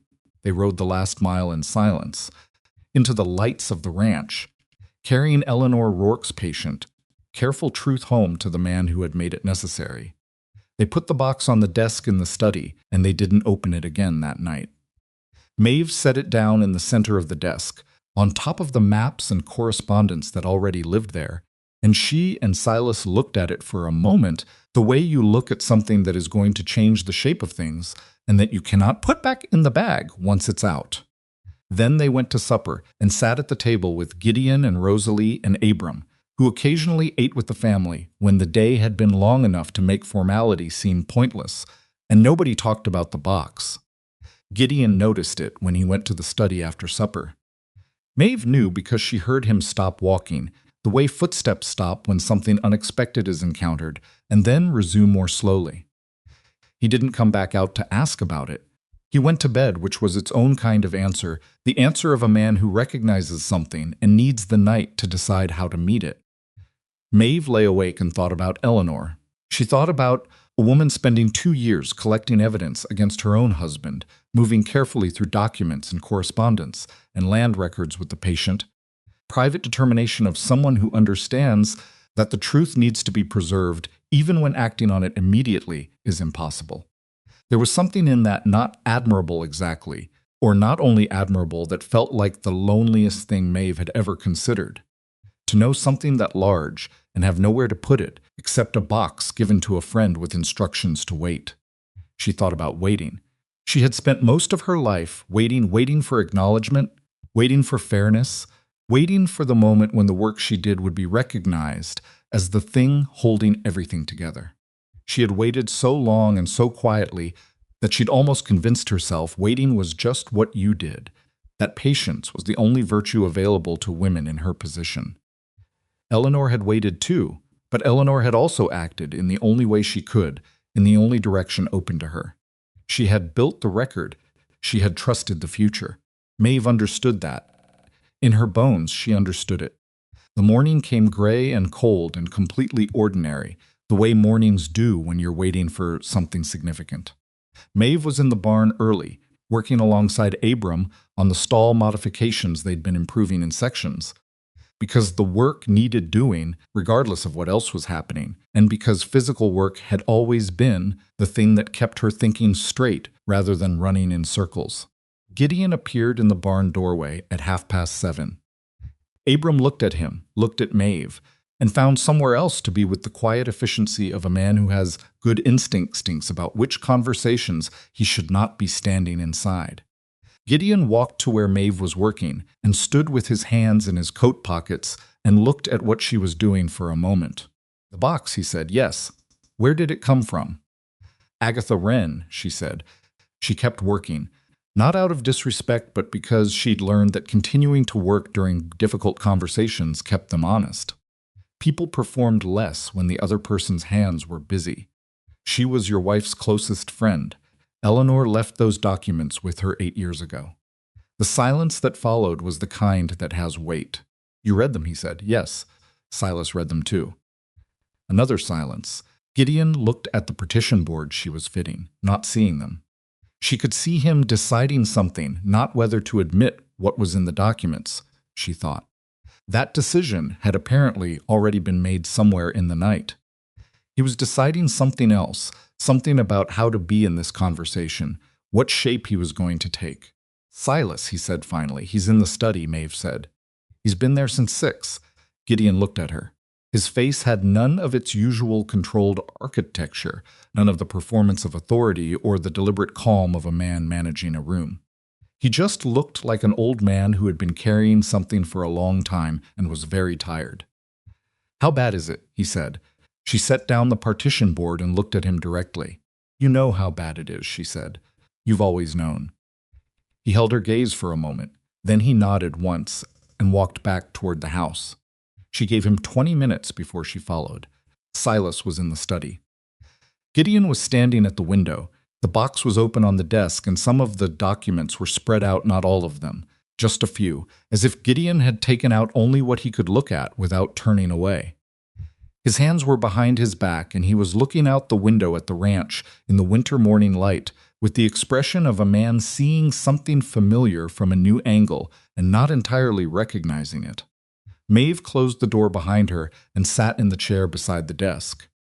Silas was leaning against the bookshelf with his arms crossed, not confrontationally, more like a man keeping himself contained, keeping the feeling in rather than letting it push him somewhere he didn't want to go.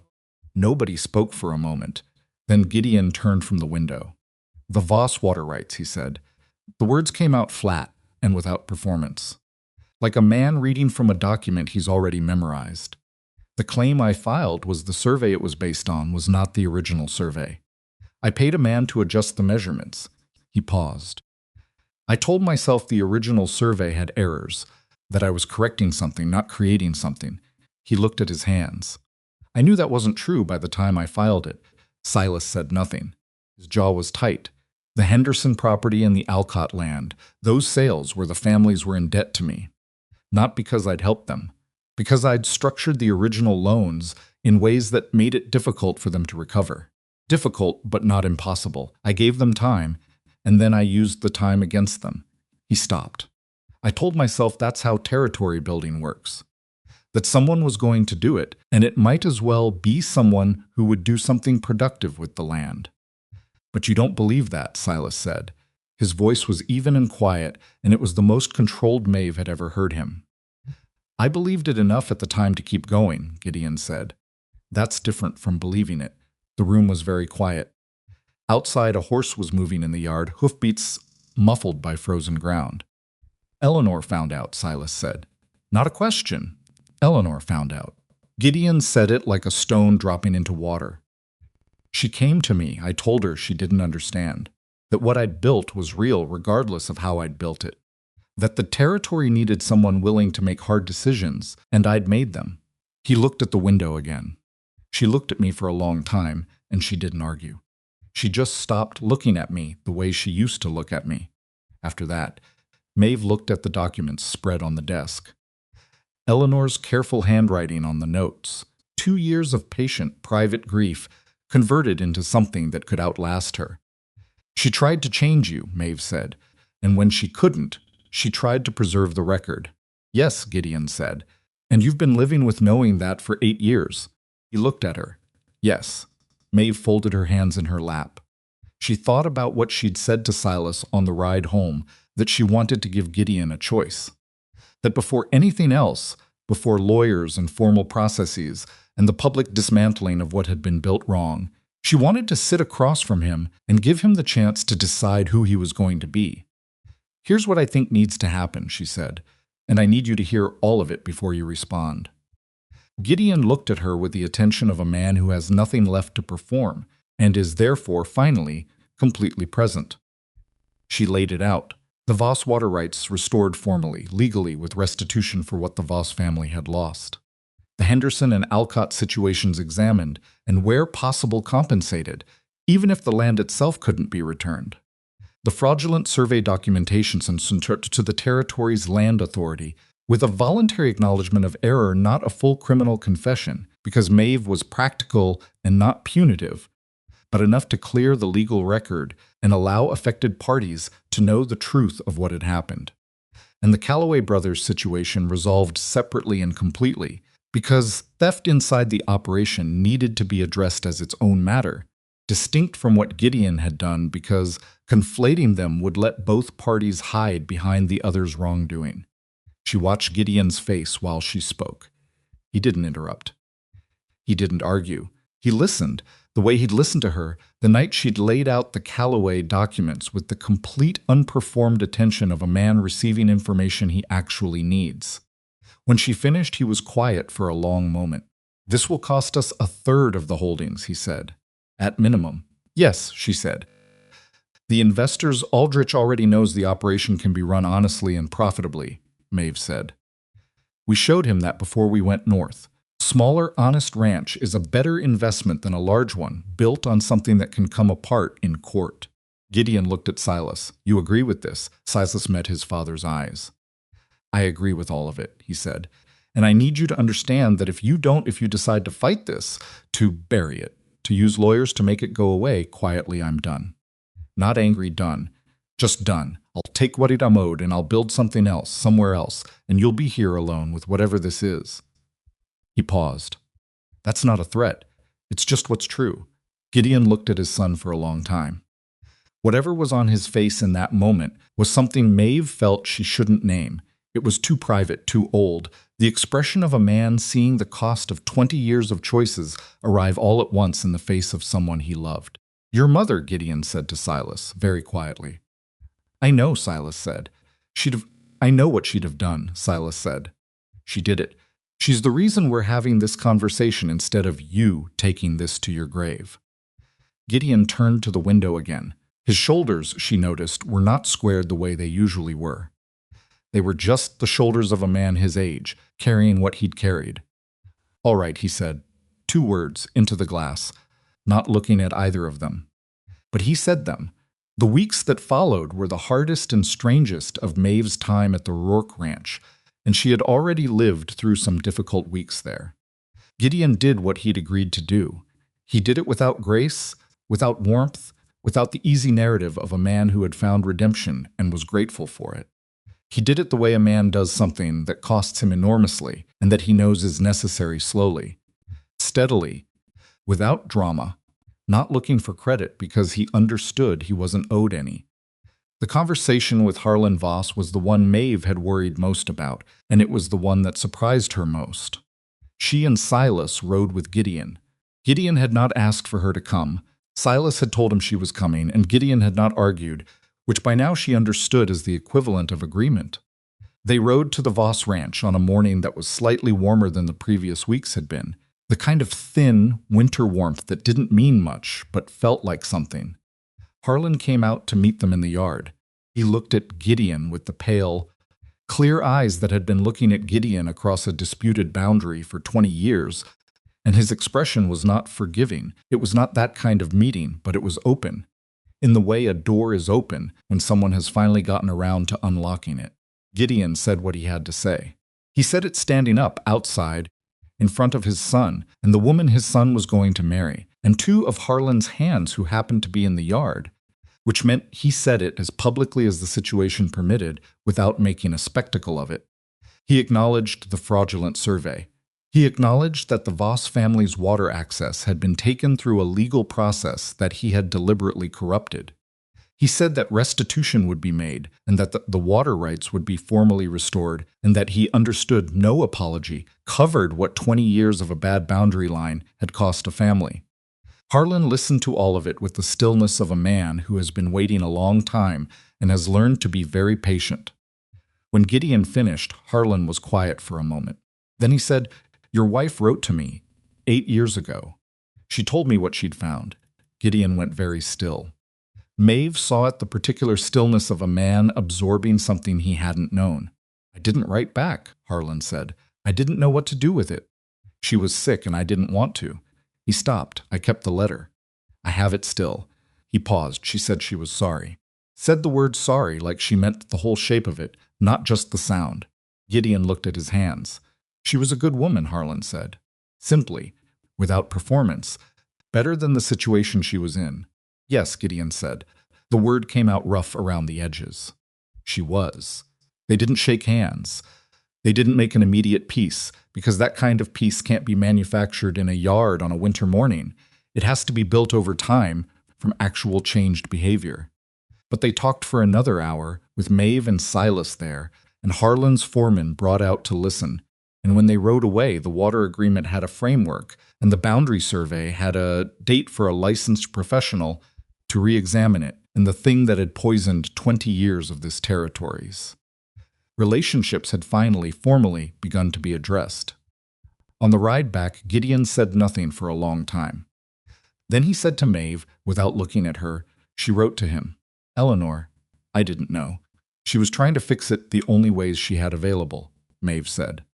Gideon made the sound she'd heard before, not quite agreement, not quite anything else. "She was always doing that," he said, "trying to fix the things I broke." He paused. "I told myself she was managing. Women managed. It's what they did." Another pause. "I didn't understand that managing is not the same as consenting to the damage." Maeve looked straight ahead at the trail. "No," she said. "It's not." He didn't say anything else on the ride home. But she noticed that he sat his horse differently for the rest of the ride, not more comfortably, exactly. More honestly, maybe. The difference between how a person holds themselves when they're performing and how they hold themselves when they've stopped. Orson Calder came back, as she'd known he would. He came with a lawyer this time, a man from Helena named Price, who had the practiced confidence of someone accustomed to being the most formally credentialed person in a room full of ranchers. Price had papers about Rosalie's legal status as an unmarried woman under her father's authority and the contractual arrangements between Orson and Theodore Marsh, and he presented them at the front door of the Rourke Ranch with the brisk efficiency of a man serving a document he expects to be effective. Maeve read the papers. She read them the way she read everything completely, without rushing, looking for what they actually said rather than what they seemed to say. Then she looked at Price and said, "Rosalie is 24. The contractual arrangement between my father and Theodore Marsh is a private debt agreement. It is not a legally enforceable marriage contract under Montana territory law because Rosalie has not signed it and her signature is required. My father can agree to sell anything he owns. He does not own his adult daughter."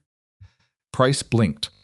He had not expected that particular clarity from someone who was not, as far as he could see, a lawyer.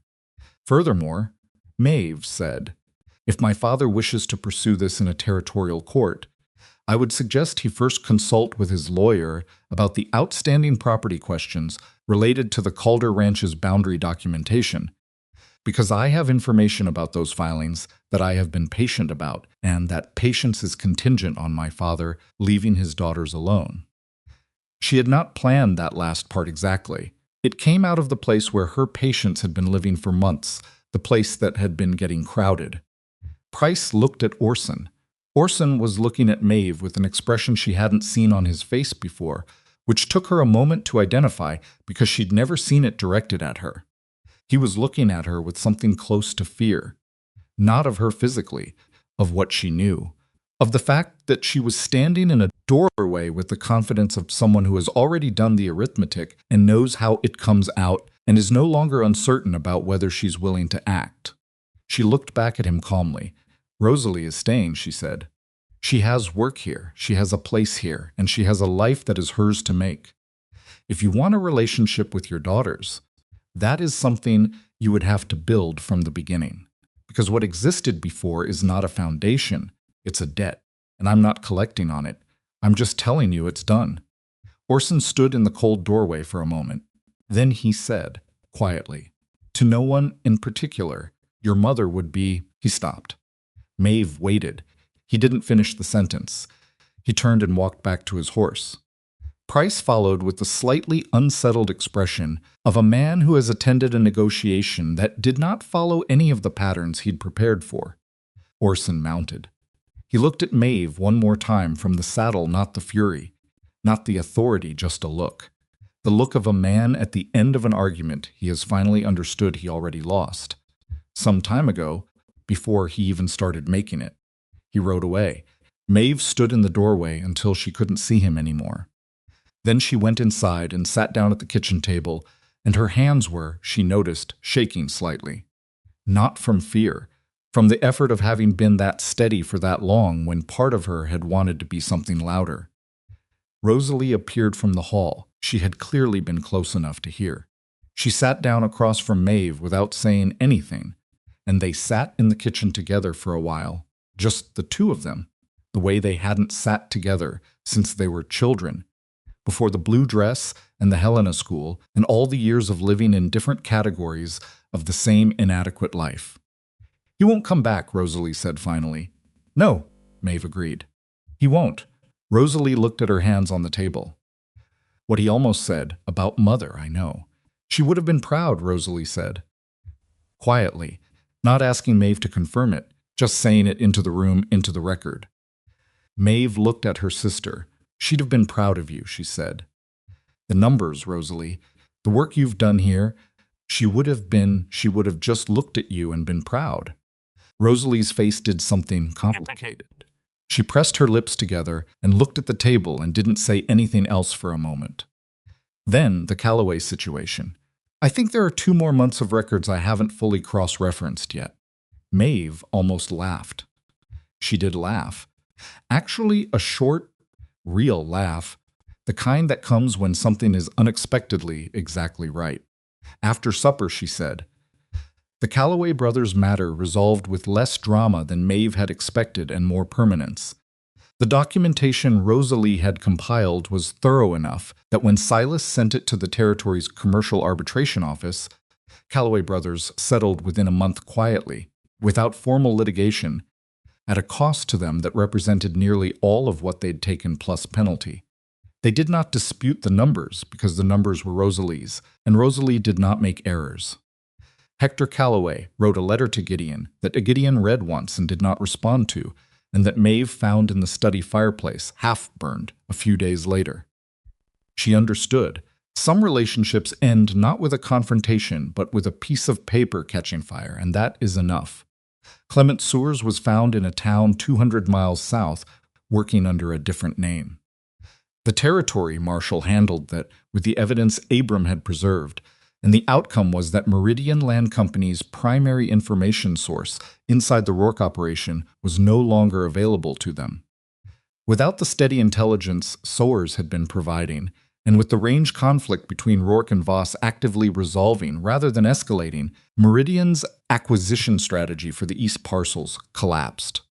They moved to other targets, other territories, other families who hadn't had someone paying the right kind of attention. Aldrich wrote 3 weeks after the Callaway settlement. The letter was precise, unsentimental, and positive, the kind of letter a man like Aldrich writes when he has done his arithmetic, and the arithmetic has come out well. He was prepared to discuss revised investment terms. He understood the operation would be smaller. He considered smaller, in this case, to be a strength rather than a limitation. He had 2 conditions, which he listed without apology. Maeve would remain involved in land management decisions, and the financial oversight that Rosalie had been developing would be formalized. Gideon read the letter and passed it to Silas without comment. Silas passed it to Maeve. She read it and set it on the desk and looked at Gideon. Answer? He looked at the letter, looked at her. My answer, he said, is that I am apparently running a ranch that requires both of you now, and I am old enough to be practical about that. It was the closest thing to a welcome she had ever received from him. She took it. The wedding happened in late April, when the valley had finally committed to warmth, and the cottonwoods along the creek had that specific yellow-green of new leaves that only exists for about 2 weeks before it darkens into the settled green of summer. It was small, which was what both of them wanted, and which Gideon accepted without the argument Maeve had quietly prepared for. Harlan Voss came. He stood at the edge of the gathering with his hat in his hands and his pale eyes taking in the scene, and when Maeve caught his eye, he gave her a nod that contained more acknowledgement than most men put into a full speech. She nodded back. Rosalie stood beside her. She had not worn blue. She had found a dress in a practical dark green that suited her better than blue had ever suited her. And she stood straight and steady and looked like someone who had recently discovered that she had a spine and was still getting used to the fact of it. Abram stood with the hands at the back, because that was where Abram felt correctly positioned at any gathering that wasn't about cattle. Gideon stood with Silas before the ceremony, and Maeve didn't hear what he said, but she saw Silas's face when his father finished speaking, and what was on it was not the complicated, controlled thing that had lived there for months. It was simpler than that. Not resolved families don't resolve. They just keep going, but something had shifted. Between the old man and his son, in the direction of honesty, and that was worth more than resolution. The ceremony was short. The vows were the standard ones. Maeve had not wanted anything elaborate, and Silas understood why without being told. But there was a moment, in the middle of the standard words, when Silas looked at her with an expression that had nothing performed about it. That was entirely and only about this specific moment and this specific woman and what it meant to have chosen the person in front of him. And Maeve felt the thing that had been building in her chest since the night in her father's kitchen when she'd looked at this man and thought he was probably not going to be sensible. She felt it arrive completely, finally, without any of the careful management she'd been wrapping around it. She let it. The ranch survived the year smaller than it had started it. 1/3 of the holdings gone, some returned to their rightful owners, some sold to cover restitution, some simply relinquished because the land had been acquired in ways that made keeping it feel like wearing something that didn't fit. It was painful in the way that real corrections are painful, not dramatic, not clean, just the slow, persistent work of making something right that had been wrong for a long time.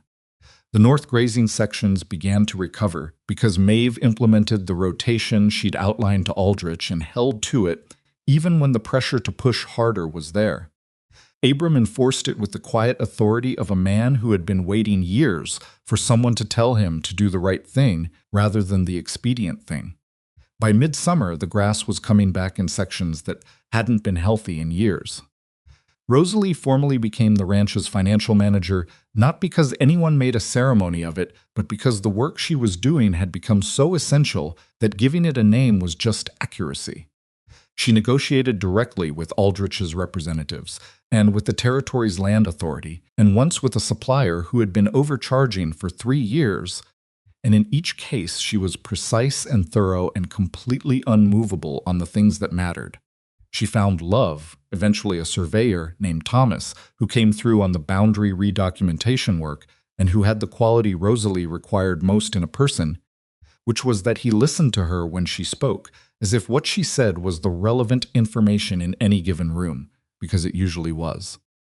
She chose him herself. He understood from early on that this was the only version of being chosen that she was available for. Harlan Voss and the Rourke Ranch developed a relationship that was never warm and was always functional, which in this territory was worth more than warmth. The water agreement held through 2 dry summers. The boundary survey was completed and recorded correctly. Harlan did not become a friend, but he became what he'd called himself that April morning when he showed up at the wedding with his hat in his hands, an ally. In a place where land and water and weather and the ambitions of outside interests were all working against you, an honest ally was worth more than most things. Gideon Rourke spent his remaining years in a way that surprised everyone, including himself. He did not become a different person. He was too old and too set to become a different person, and Maeve had never wanted that, had never believed that people were renovated from the inside like a house. What he became was a man who knew what he'd done and chose, in the time left, to do differently. He visited the Henderson family, whose land he'd manipulated into sale, and he sat at their table and was uncomfortable and stayed anyway. He contributed financially to the rebuilding of the Elcott property without making it a public gesture, because it wasn't for public consumption. It was just a debt he was paying. He talked about Eleanor sometimes, not often, but sometimes in the evenings when the study was quiet and the lamp was low, he talked about her in the way a man talks about someone whose absence has become the central fact of his life. Maeve listened when he did, without comment, without trying to shape what he was saying into a lesson or a resolution.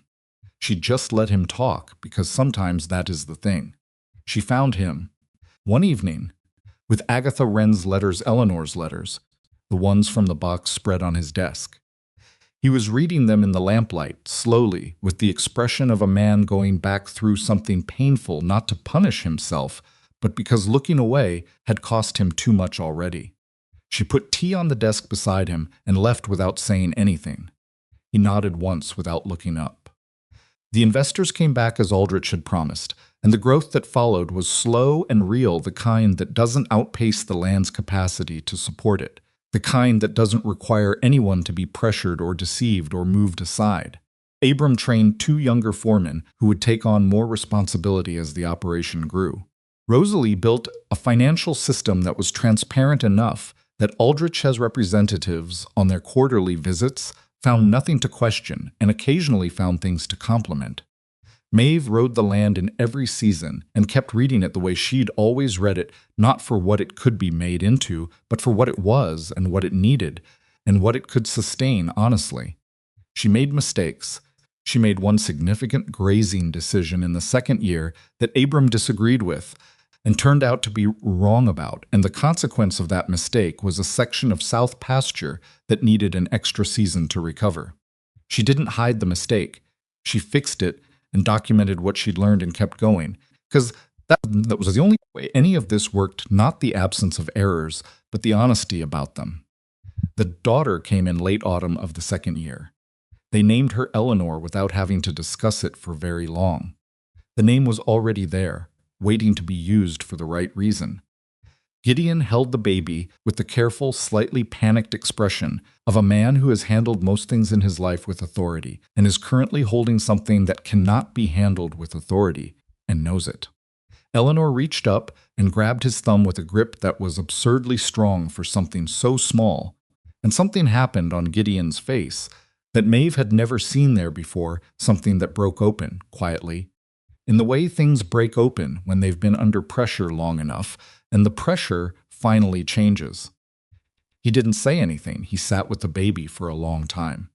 Maeve watched him and thought about the woman whose name the baby carried, the woman who had preserved the truth carefully enough that it survived to matter, who had trusted the future even when she couldn't see it, who had written a letter to a man whose land bordered hers and said she was sorry in a way that meant the whole shape of the word. She thought about what it meant to leave something behind that does what you couldn't. The particular courage of preserving rather than acting, when preserving is the only available form of action. She thought about her own mother, briefly, and then let the thought be small, because there was a baby and a lamp, and Gideon with his thumb in a small fist, and the room was warm enough. One morning, not long after Eleanor was born, Silas found Maeve on the ridge above the ranch, the one he described once, not to her but in her hearing, as the place where you could see the whole operation laid out below you. She'd ridden up in the early light without telling anyone, which he'd learned to accept as the thing she needed sometimes. He rode up and sat beside her without making anything of it. Below them the ranch spread in the clean winter light, smaller than it had been when she'd arrived, and honest in its lines, and the fence posts ran true, and the barns stood where they were supposed to stand, and the creek ran through the land with the water agreement in place that said whose water it was and how much and in what season, and nobody downstream was being shorted something they were owed. It was not magnificent. It was not the empire Gideon had built. It was a working ranch in a cold territory with a lot of problems that still needed solving, and workers who needed pain and land that needed reading every season to understand what it could give and what it needed back.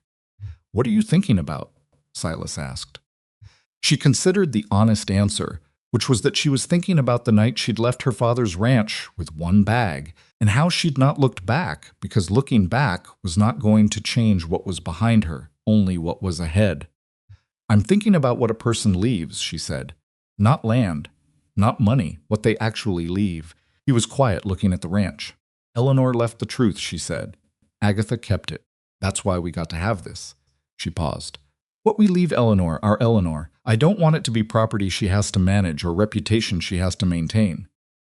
I want it to be the way we did things, so she knows it's possible." Silas looked at her sideways. "You think she's going to have a hard time believing it's possible?" "Everyone does," Maeve said, "until they see it done." The wind moved through the valley below them, bending the dry winter grass in a long, slow wave that traveled from one end of the visible land to the other, and then was gone. The horses stood behind them, patient and undemonstrative in the way of horses that are cold, but not uncomfortable. She had started with nothing that anyone could see. No wages, no credit, no acknowledgement that what she did had value because it had been the air she breathed for so long that everyone, including her, had almost stopped noticing it was there. She had a name now on the land records.